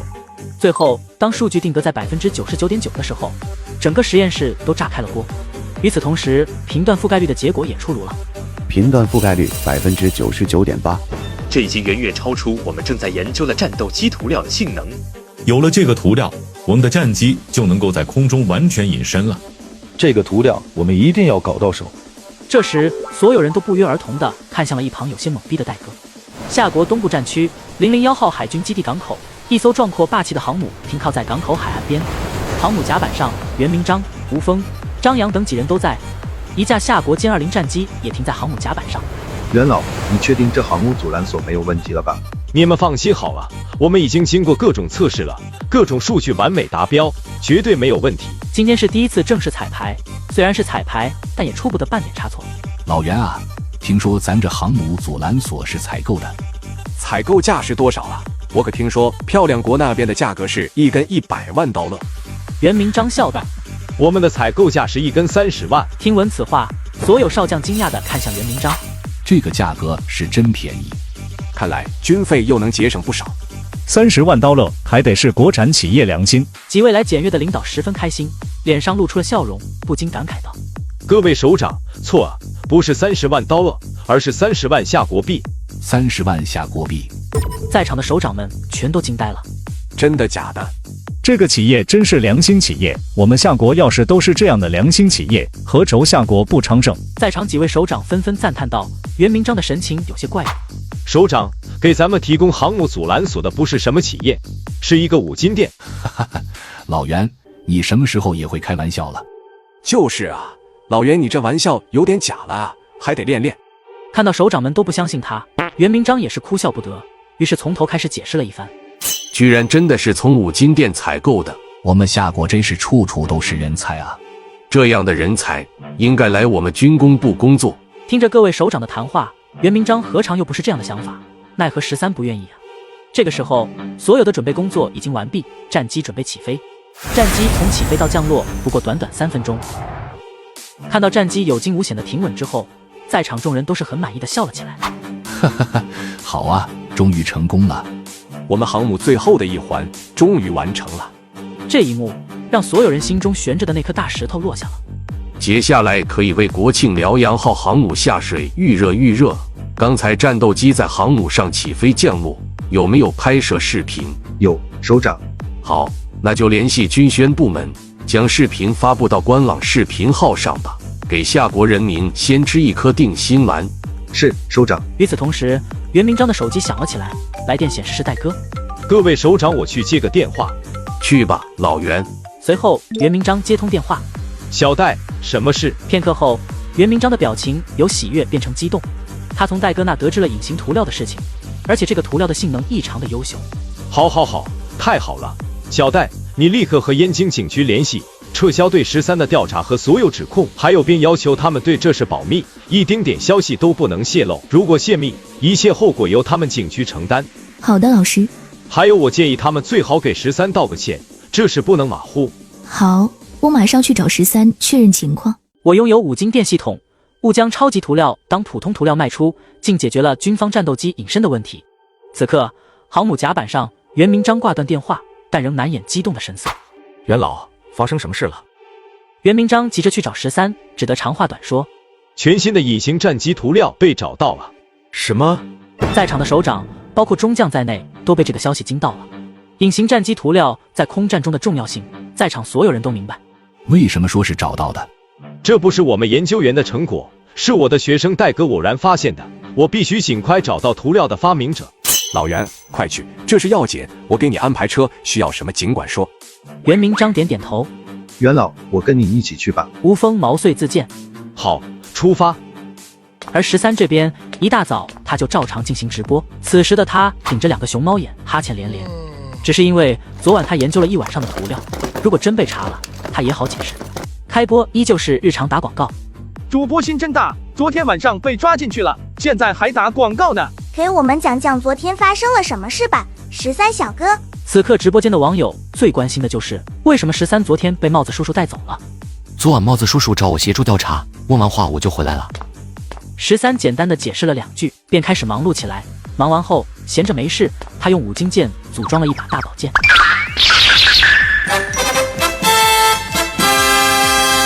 我操，这大宝剑我特么很心动了。我就知道在小哥的直播间是真能学到好东西。与此同时，店里来了位男顾客小赵，是附近小区的住户。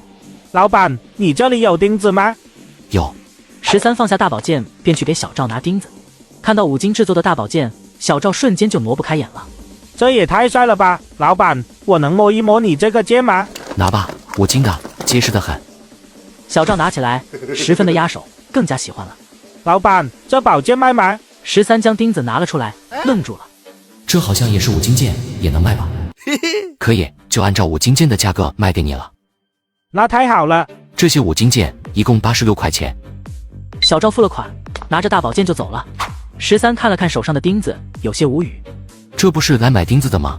怎么拿着宝剑就走了呢？13此时好像发现了新大陆，全新的致富方式。随即他又拿了许多5金件出来。摄影师终于还是忍不住好奇心，开口问道：老板，你这又是准备做什么？13咧嘴一笑：我准备做一把巴雷特。在13的组装下，很快一把5金件巴雷特便出现了。别说，还真他妈像巴雷特。我想要方天画戟。随后13又做了很多武器，方天画戟、3尖2刃戟、AK47、昊天锤，把直播间的观众们看呆了。我住在附近，方天画戟我要了。继续留台新的约，将加2刃戟是我的了。让13没想到的是，不到1个小时就有顾客登门买武器。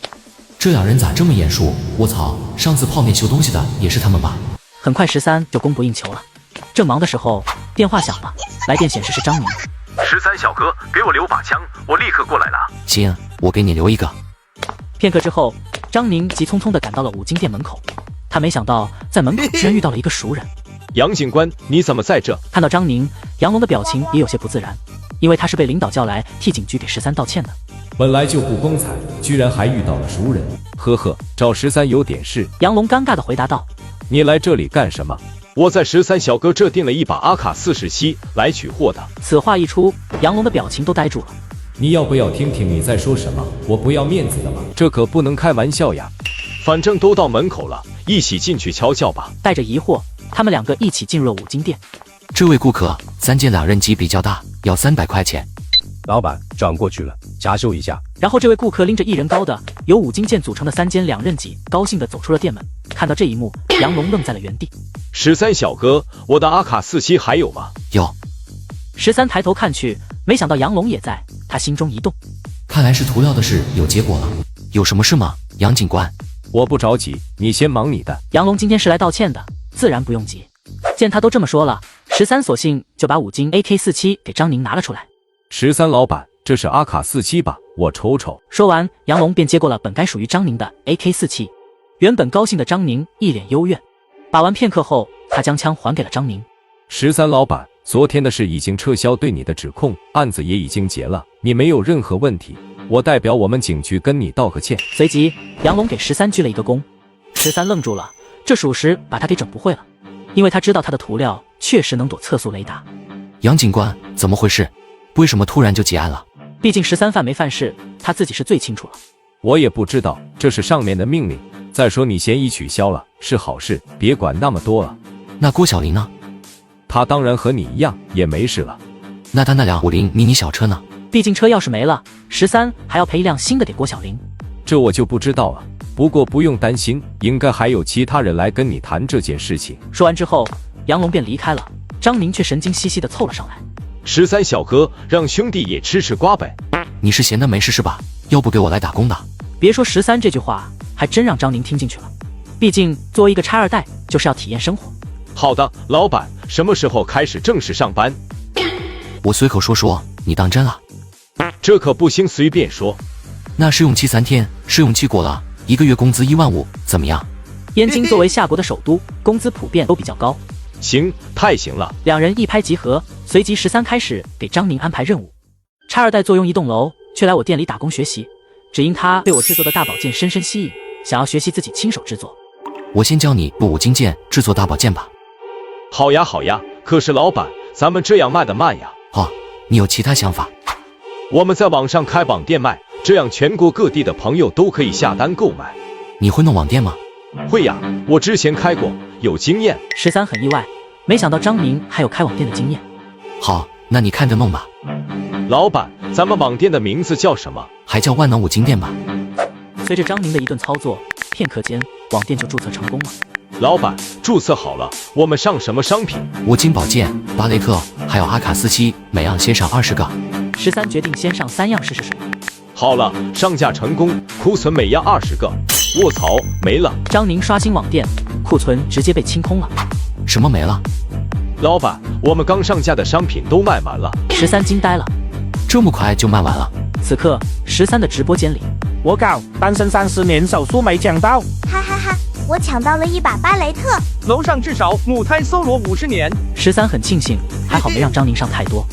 先别上啊，咱们做一批卖一批，不然你就等着007吧。听到13的话，张宁脸瞬间变黑了。你学会了后，出几期教程发网上，这样动手能力强的可以自己做。13的话可谓是说到了网友们的心坎里了。与此同时，13的直播间里各种礼物也满天飞。来吧，先教你制作5金件大宝剑。张宁学得很快，一会儿功夫学会好几种。就在他拿着自己刚做好的巴雷特耍帅的时候，13店门口又来了一辆军车，车上下来几个人。几人来到店里，看到玩玩具枪的张宁，一脸尴尬。13察觉到门口来人，抬头看去，一时之间也愣住了。他们怎么来了？是因为车漆的事吗？此时的吴峰几个大步直接走到了13面前。13小哥，您好您好。你好。袁明章此时也上前道：13，你好，我们今天来找你，还是有一些事情想咨询你。另外，能麻烦你先暂停一下直播吗？13点了点头，摄影师已经非常熟悉流程了，直接扛着摄影设备出去了。张宁也跟着出去了。那我就直说了，那个50迷你上的涂料是你提供的吧？是的。那这个涂料你是哪里进货的？依旧是熟悉的场景，熟悉的流程，是我自己制作的。听到13的话，袁明章倒吸了一口凉气，一旁的戴哥也眼神复杂的看向他。毕竟这个涂料至少能让夏国战斗机的隐身技术领先10年，那制作这个涂料简单吗？对我来说挺简单的。这款涂料对雷达波吸附性极强，有望用于我国战机的隐身涂层。能否请您再提供一些样品，随我们前往研究院进行详细检测？13心头巨震，现在他全明白了，为什么警察局撤案了，为什么袁明章他们又来了。袁老为国家做贡献，义不容辞。另外，我仓库还有灰色的这种涂料，您看可以不？好，有现成的最好了。事不宜迟，现在出发。您请稍等，我去拿涂料。袁明章看向一旁愣着的戴哥，戴哥，你也去帮帮忙呀！我也去帮帮忙吧。旁边的吴峰急性子的说道：“你去干什么？嫌仓库不够亮吗？”这下吴峰才反应过来，表情怪异的看向袁明章。随后，13拿着涂料和众人来到店门口。张宁，你先帮忙看下店，我有点事出去一趟。老板，我不行呀。没事，你制作5金武器，物质视频教程，不用卖5金件。摄影师见状，知道今天播不成了，于是便离开了。半小时之后，几人来到燕京研究院的实验室，便开始对涂料进行检测。过程很快，结果和之前的一样。随即，吴峰便请示上级，调2架歼20过来测试。13，待会给战机上涂料，就需要你来操作了。听到这话，13愣住。我是有2把刷子，可你让我真刷战斗机啊？袁老，战斗机这玩意，我一个人刷得刷到猴年马月。袁明章愣住了。我什么时候让你一个人刷了？我是让你指导一下怎么刷。然而袁明章的话同样让13愣住了。这还能怎么刷？直接刷就行了。咱们这么大的研究院，不会连会刷机的人都没有吧？袁明章满脸惊讶。就这么简单？要知道，漂亮国的 F-22战斗机铺设的隐身涂料，制作工艺十分繁琐且严格。就这么简单呀？之前的50 mini 我就是这么刷的呀。那日常维护呢？有什么特殊要求吗？毕竟常规战斗机隐身涂料不是涂上就完事了，日常维护才是大头。没什么特殊要求，随便风吹雨打日晒，正常使用就行。袁明章和吴峰互相看向对方，眼中满是难以置信。太好了，那我马上安排人来进行隐身涂料的铺设工作。3个小时后，涂料完毕，2架歼20战斗机停在军工研究院的测试基地里。随着吴峰的下令，2架战斗机飞入空中。报告队长，我的雷达完全检测不到幽灵1号战斗机，可是它就在我的身后。幽灵1号是涂了隐身涂料的战斗机。继续测试。随着2架战斗机对抗测试进行，众人盯着大屏幕，满脸目瞪口呆。没有涂料的战机居然完败。当战机因为没有停止测试时，对抗积分来到144比0，整个指挥中心的气氛已经从震惊转变为惊恐了。144比0，这也太恐怖了。很庆幸这涂料是夏国人制造出来的。1个小时后，军工研究院会议室里面坐满了军方高层。随着13走进会议室，他立刻成了所有人目光的焦点。请坐。国防部副部长亲自示意，声音中带有少有的温和。13刚一坐下，军参谋长便站起身，来到他面前，郑重地伸出手。13先生，我代表全军向您致敬。您的这一发明必将深刻改变现代战争的规则。13站起身来。您过奖了。13先生，这一点也不为过。您的隐形涂料确实为我们夏国的战机隐身技术带来了革命性突破。会议室里，所有的人都在兴奋地谈论着这项技术的无限可能。13，军方急需你这样的人才，你看。抱歉，我没有加入军队的想法。会议结束后，袁明章留了下来。首长，我觉得需要派个人全程盯着13那小子的直播间，这样我们可以第一时间获取最新的消息。派谁？老袁，你有什么建议？我看我的徒弟戴哥不错，你觉得怎么样？随后2人一脸坏笑的离去。直播卖5金，随手制作的 AK47一上架便被网友抢空，只因我制作的 AK47除了不能开火，其他地方真的没有区别。下午5点，13回到店里。老板，你回来了。随后张宁给13汇报了一下任务进度。老板，我觉得就算我们2个人不吃不喝，也不能满足广大网友对5金武器的需求呀。确实，从今天的上架秒被抢空库存可以看出来。你有什么好的想法吗？我觉得咱们可以将这个业务外包出去。行，那你去办这个事吧。有了13的同意，张宁很快就去联系外包公司去了。我一出门，这5金店就得罢工，这可不行呀。要是有个东西能辅助张宁，能让他立马就知道顾客所需要的东西在哪里就好了。13脑中灵光一闪，随即打开了手机上的淘宝软件。与此同时，大洋彼岸的漂亮国五角楼国防部部长办公室，由于夏国军宣部门下午发布了战斗机成功起飞降落的视频，漂亮国部长马克看着手机上的视频，脸上的表情有些阴沉。没想到航母阻拦索还真被他们搞出来了。说完，马克将助理叫了进来，查一查，看看下国的航母阻拦索是谁造的，还有下国的航母是哪一天失水，跟他们的国庆是同一天。马克点点头。好，当天我们也搞一次空域演习，既然是演习嘛，稍微过一点边界也是可以的嘛。助理点点头，将演习的事项记录下来。演习当天派出我们的五代机，一定要让他们颜面扫地。此时的马克一脸得意，因为漂亮国的五代机自问世就没让他失望过，尤其是那出色的隐形技术，更是独领风骚。倒是下国高层脸色一定很好看吧？说完，马克就狂笑了起来。翌日，摄影师准时来到13的五金店，然后正常开播。主播，昨天干什么去了？能透露一下吗？3天2头就有上面的人找主播，主播是真大佬。老板，有什么事直接吩咐我就行。你先在旁边看吧。整个上午，张明都没帮上忙，毕竟这才是他第一天上班。临近晌午的时候，一个快递员送了个快递到店里，13签收后，迫不及待地打开了包装。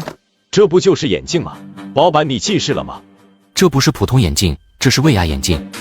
你买威亚眼镜干什么？这不是给我买的，这是给你买的。张宁愣住了，然后不好意思地说道：“老板，你这太见卖了，第一天上班就给员工这么一个大礼，怪不好意思的。那我勉为其难的收下了。”张宁虽然嘴上说着不好意思，但是手上的动作却是一点也不慢，伸手就来。等会，这玩意我还要改装一下才给你，别着急。为什么还要改装呢？到时候你就知道了。13之所以买 VR 眼镜，就是为了将它改成能够帮助张宁轻松地识别各种五金件的工具。与此同时，魔都益达广场上，吴江无人机专卖店里的展示台上摆上了一款全新的吴江无人机。吴江居然出联名了！这联名，这个万能五金店是什么鬼呀？一些顾客向售货员问道：“小姐姐，这联名是认真的吗？”随后，售货员详细介绍了联名的无人机。红外模块，所以这联名是真的喽。五金店13的直播间。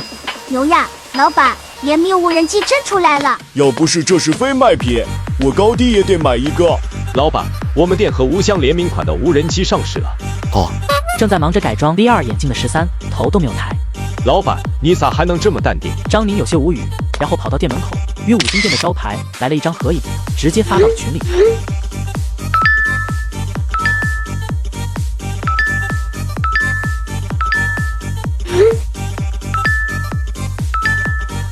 就在张宁聊得火热的时候，一辆军用机停在了五金店。戴哥和楚志远下车后，直接进了五金店。13眼见来人的配置，就知道他们是来签合同的。我操，这好像又是在签合同吧？又有什么东西被军方看上了吗？13接过合同，看了一眼，然后就签字。对方接过合同后便离开了。中山大街路上，一辆法拉利慢悠悠地在路边行驶着，车上的人目光扫荡，看向路边，似乎在寻找着什么。坐在车里的正是钱子峰和他车队经理马赫两人。子峰，你确定你要找的那个改装大师是个五金店老板，还在这种位置？我也不确定，但是他给我的名片上就是这么写的。随着车辆缓慢行驶，他们渐渐靠近了13的五金店。看到了，就是这家店。还真特么是五金店呢。两人停好车，走进店里。此时店里只有13和张宁，还有摄影师3人。秦师傅，好久不见啊！马赫眼中满是不可置信的神色。钱老板，今天来我店里是有什么事吗？买五金件，还是修东西？我这里都行。抱歉，秦老板，都不是。我想邀请你担任我们队伍里的赛车工程师，不知道你有没有想法？听到钱子峰的话，13想都没想，直接拒绝了。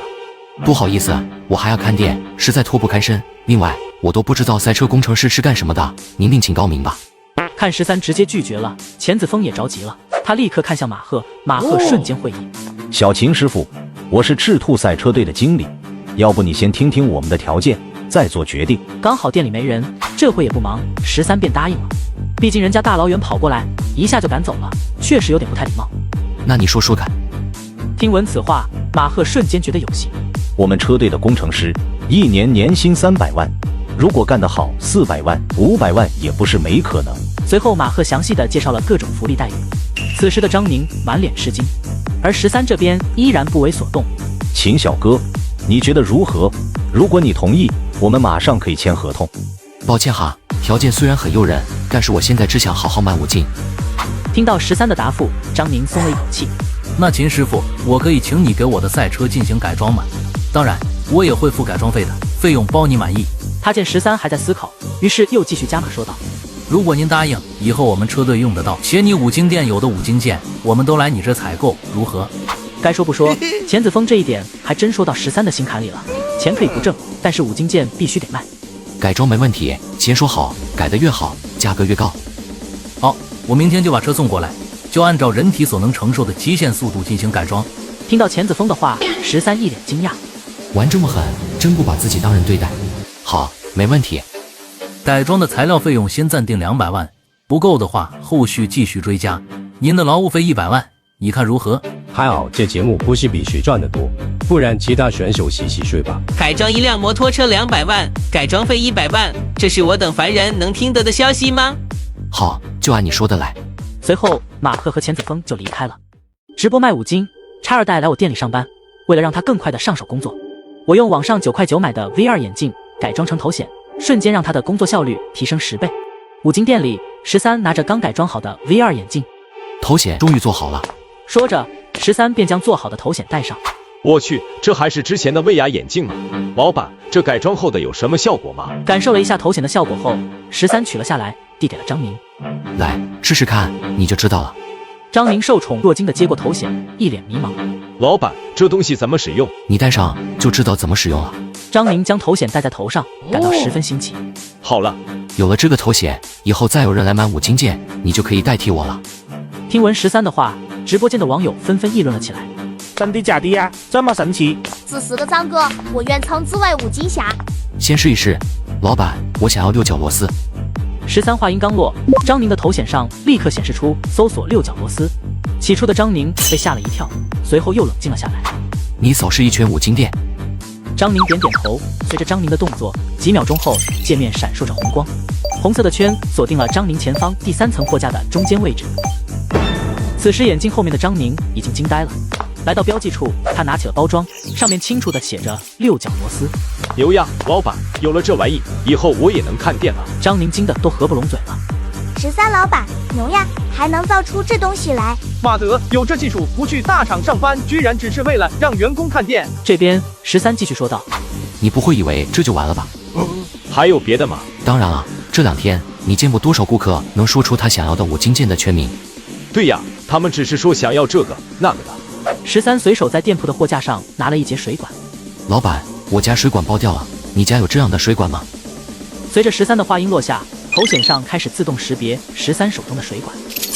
张宁眼前的屏幕上出现一行字，正是13手中水管的型号，还能反向识别，这太厉害了。随即张宁按照13刚才教的，抬起头来扫视一圈，一个非常显眼的红色光圈将13身边货架上的水管圈了起来。这还不是所有，这里面我还录入了一些关于五金件的知识库，你以后使用就会明白了。这个东西我准备叫它五金定位头显。而一旁的张宁则是像看一个怪物一般看向13。放心吧，老板，以后店里的顾客都由我来接待。13点点头。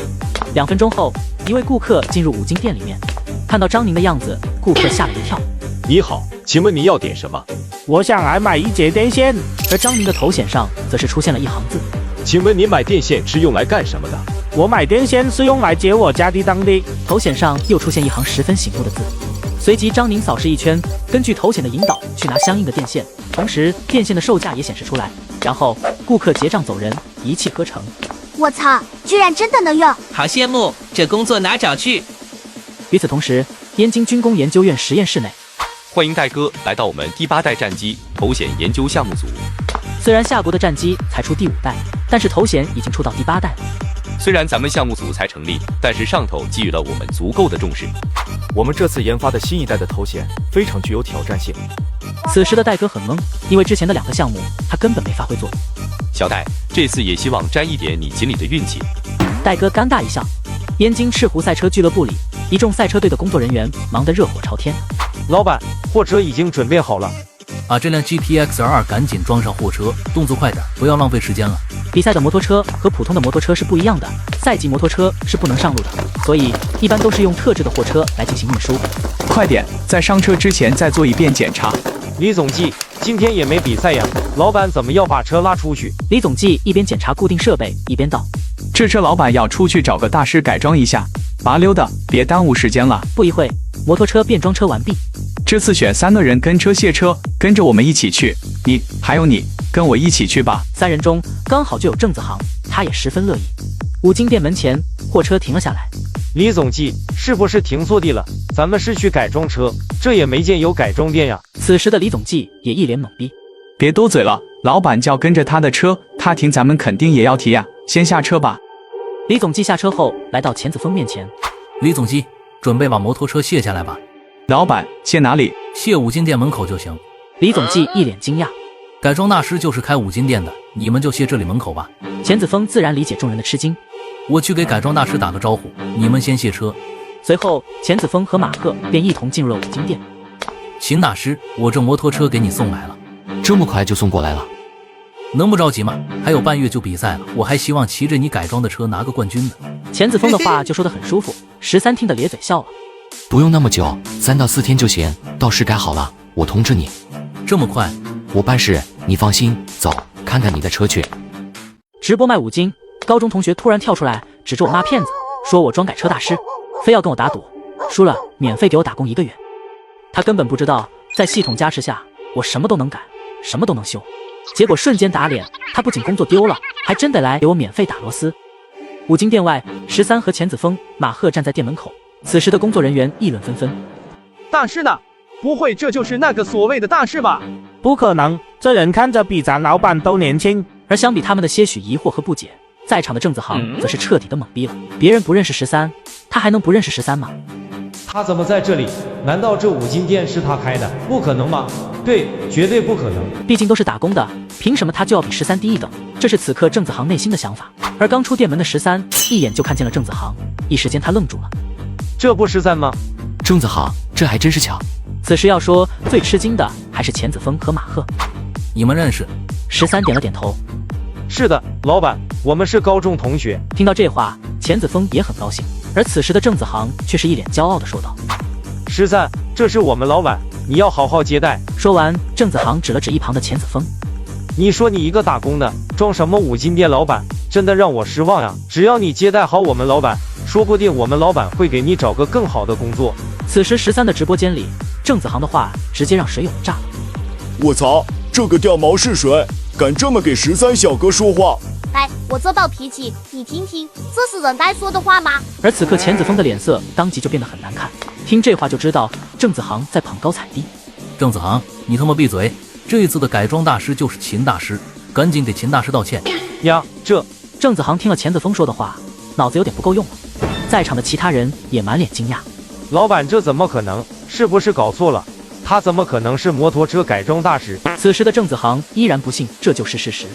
我是老板还是你是老板？我能搞错吗？赶紧道歉！钱子峰十分严肃地说道。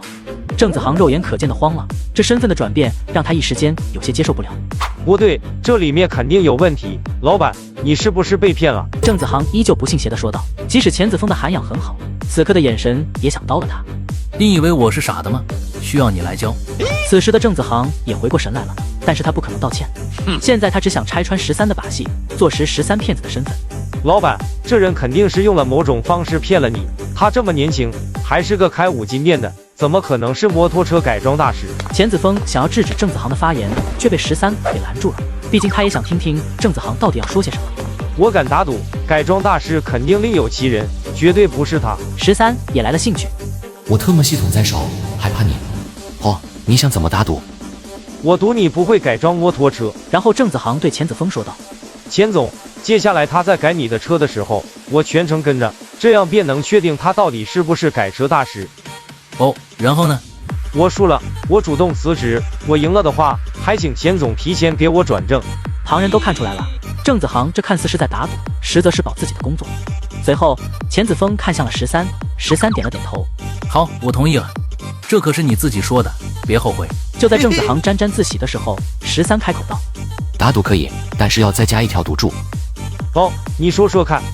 如果你要是输了的话，不仅要辞职，而且要听我使唤1个月。13打算等他赢了，就送郑子航去外包的店里免费打螺丝。好，我答应了。见两人确定完毕，钱子峰便又开口道：我来当这个赌注的见证者，如何？13和郑子航两人纷纷点了点头。改装的摩托车只要性能有提升，就证明秦老板确实会改车，怎么样而对于摩托车的性能，我应该还是比较有发言权的。好，钱总，这就是你要改的摩托车吗？对，就是改这辆。行，你把车放这里吧，过2天改好了，我再联系你。好，那麻烦你了。随即，在李总机的指挥下，摩托车被搬运到了五金店后面的仓库里。既然车已经送到，那我们就先离开了。郑子航本想亲眼看着13改装，但是13说要全程直播改装，所以他选择在直播上监视13。别想偷着找其他人改装，虽然我的改车技术不是专业的，但是车改没改过，我还是能分辨出来的。深夜，戴哥的公寓内，他刚刚洗漱完毕，正坐在床上看13今天的直播切片。当看到13研究 VR 眼镜时，他一脸震惊。这是什么东西？不会这么巧吧？戴哥耐着性子继续看下去，越看越心惊。这还能锁定5金件？等等，这不就是我们正好需要的目标指示能力吗？居然还有 AI 辅助模块。此时的戴哥已经从床上站了起来，表情一脸严肃。随后戴哥立即联系了袁明章。翌日，五金店内，老板，你这5金定位头显也太牛逼了！经过1天的使用，张宁已经完全掌握了5金定位头显的功能，而且头显一次也没有出错过。废话，不然我做这玩意干什么？坐着玩吗？听到此话，张宁一脸尴尬。好了，你继续看店，我去改装钱总的摩托车去了，有事就来后面仓库找我。好的，老板，交给我吧，保证没问题。说完，13就转身去了后面的仓库，摄影师也跟着一起过去。直播卖5金，女军官怒冲冲进门索要头显，我立刻认怂奉上，只因我做的头显数据碾压军工院半年成果，让人家白干了。仓库内，13正专注地改装摩托车，与此同时，郑子航盯着屏幕里13的直播画面，眼中闪过一丝惊讶。画面中那双拆卸零件的手动作利落，熟练的惊人。这13不会真是改装大师吧？开5金店能拆卸摩托应该还算正常吧？怕他个鸟！5金店外，一辆军车利利索索地刹停在门口，戴哥风风火火地从车上下来。13研发出头显的事，他已汇报给项目组长林奇，但对方不信，他只得独自跑这一趟。待会该想什么理由要那个头显呢？真是头疼啊！来到5金店里，戴哥没看到13，只看到了张宁，于是便问道：“你们老板呢？”张宁见戴哥一脸严肃的表情，也不敢多问。在后面仓库改装摩托车呢，我带你去找他。两人来到仓库，戴哥一脸怒气：“哼，秦13！”正在改装摩托车的13一身机灵：“谁给他施火药了吗？他来我这里干什么？”见13一脸问号的样子，戴哥身后的张宁立刻上前解释：“老板，这个军官要见你。”随后，张宁便进入了看戏模式。这个女军官怎么又来了？今天的女军官情绪有点不对啊，看起来有点冷冰冰的。正在看着直播的郑子航看着弹幕有些懵逼，这意思是这女军官经常去13的5金店里，还经常签合同，到底怎么回事？怎么了，戴军官？什么风把你吹过来了？听到此话，戴哥的火瞬间就更大了。你的意思是说我经常来吗？不过回过头想想，他好像还真是经常来。没有，欢迎光临。随后，戴哥调整了一下心态。秦先生，我们军工部对你这个5金定位头显十分感兴趣。此时戴哥才想起自己是来求人办事的，所以瞬间就改了称呼。我们想申请带回去研究一下，不知道可以吗？一旁正在吃瓜的张宁顿时间就愣住了。卧槽，这是冲着我的头显来的。此时正带着头显的张宁慌了。老板，我都还没带热乎呢。13也愣了一下，这玩意没啥用，你们要我这5金定位头显干什么？无可奉告。这次的戴哥并没有要求摄影师关闭直播，所以直播间的吃瓜群众也了解了这件事。军方看上主播的5金定位头显了。头显，他们该不会要拿去做战斗机的头显吧？楼上少扯犊子，主播的头显怎么可能有战斗机的头显先进？怎么，你不愿意？见13有些犹豫，戴哥也着急了。齐先生，这东西对我们有很大作用，如果确定用处，那你将再为夏国增添一个贡献。其实不是13不给，如果给了5金店的运营就要瘫痪。你有什么难处直接说。其实没什么难言之隐的，就是头显给你们后，我5金店的生意就要停下来了。此言一出，戴哥脸上的表情瞬间精彩了起来。就这事啊，你不用担心，这段时间内的亏损我们军工院出了。戴哥一脸笑容，霸气地说道：“老板，都这时候了，还想着生意？服了！要是我做的东西被国家征用，我族谱能单开一页了。”此时看直播的郑子航懵逼了。军方看上了他的什么头衔？不会吧？难不成他真是摩托车改装大师？此时郑子航的心里更慌了。好吧，戴军官，借你们可以，但是你们研究完了一定要归还。戴哥一脸尴尬， 13的话说的他们军工院就像强盗一样。随后张宁把头衔交给戴哥，他便离开了。1个小时后，军工研究院里，戴哥戴上头衔后，顿时满脸惊讶，这个头衔真轻，而且戴着也很舒服。随后他就来到了模拟战斗机的驾驶舱，开始了测试。与此同时，模拟座舱的外面正在忙的林奇抬头看了一眼，而当看到大屏幕上的数据的时候，他愣住了。这数据 P 的吧？此时的林奇已经激动得说不出话来了。看到林奇的不对劲，其他研究员也看向了大屏幕，顿时都是一副目瞪口呆的表情。如果戴哥的测试数据无误，那么我们现在的研究没有任何意义。是啊，我们现在可以直接坐等结果了。就在众人翘首以盼的眼神中，戴哥从模拟座舱里走了出来，摘下头衔，看到所有人看向自己，他瞬间也懵了。发生什么事了？为什么大家用这种表情看着我？林奇连忙快步走了过来，一把抓住戴哥的手臂。小戴，刚才你是用这个头衔进行的测试吗？戴哥被如此激动的林奇给吓了一跳。是啊，林主任，有什么问题吗？你看看后面大屏幕上的数据。随后戴哥转身看向屏幕，他的瞳孔巨震。这五金店老板到底还有什么是不会的？小王，你去看一下模拟舱的数据是否有误。这恐怖的数据，林奇首先要确认看是否是系统出问题了。小戴，这就是你之前说的那个头衔吗？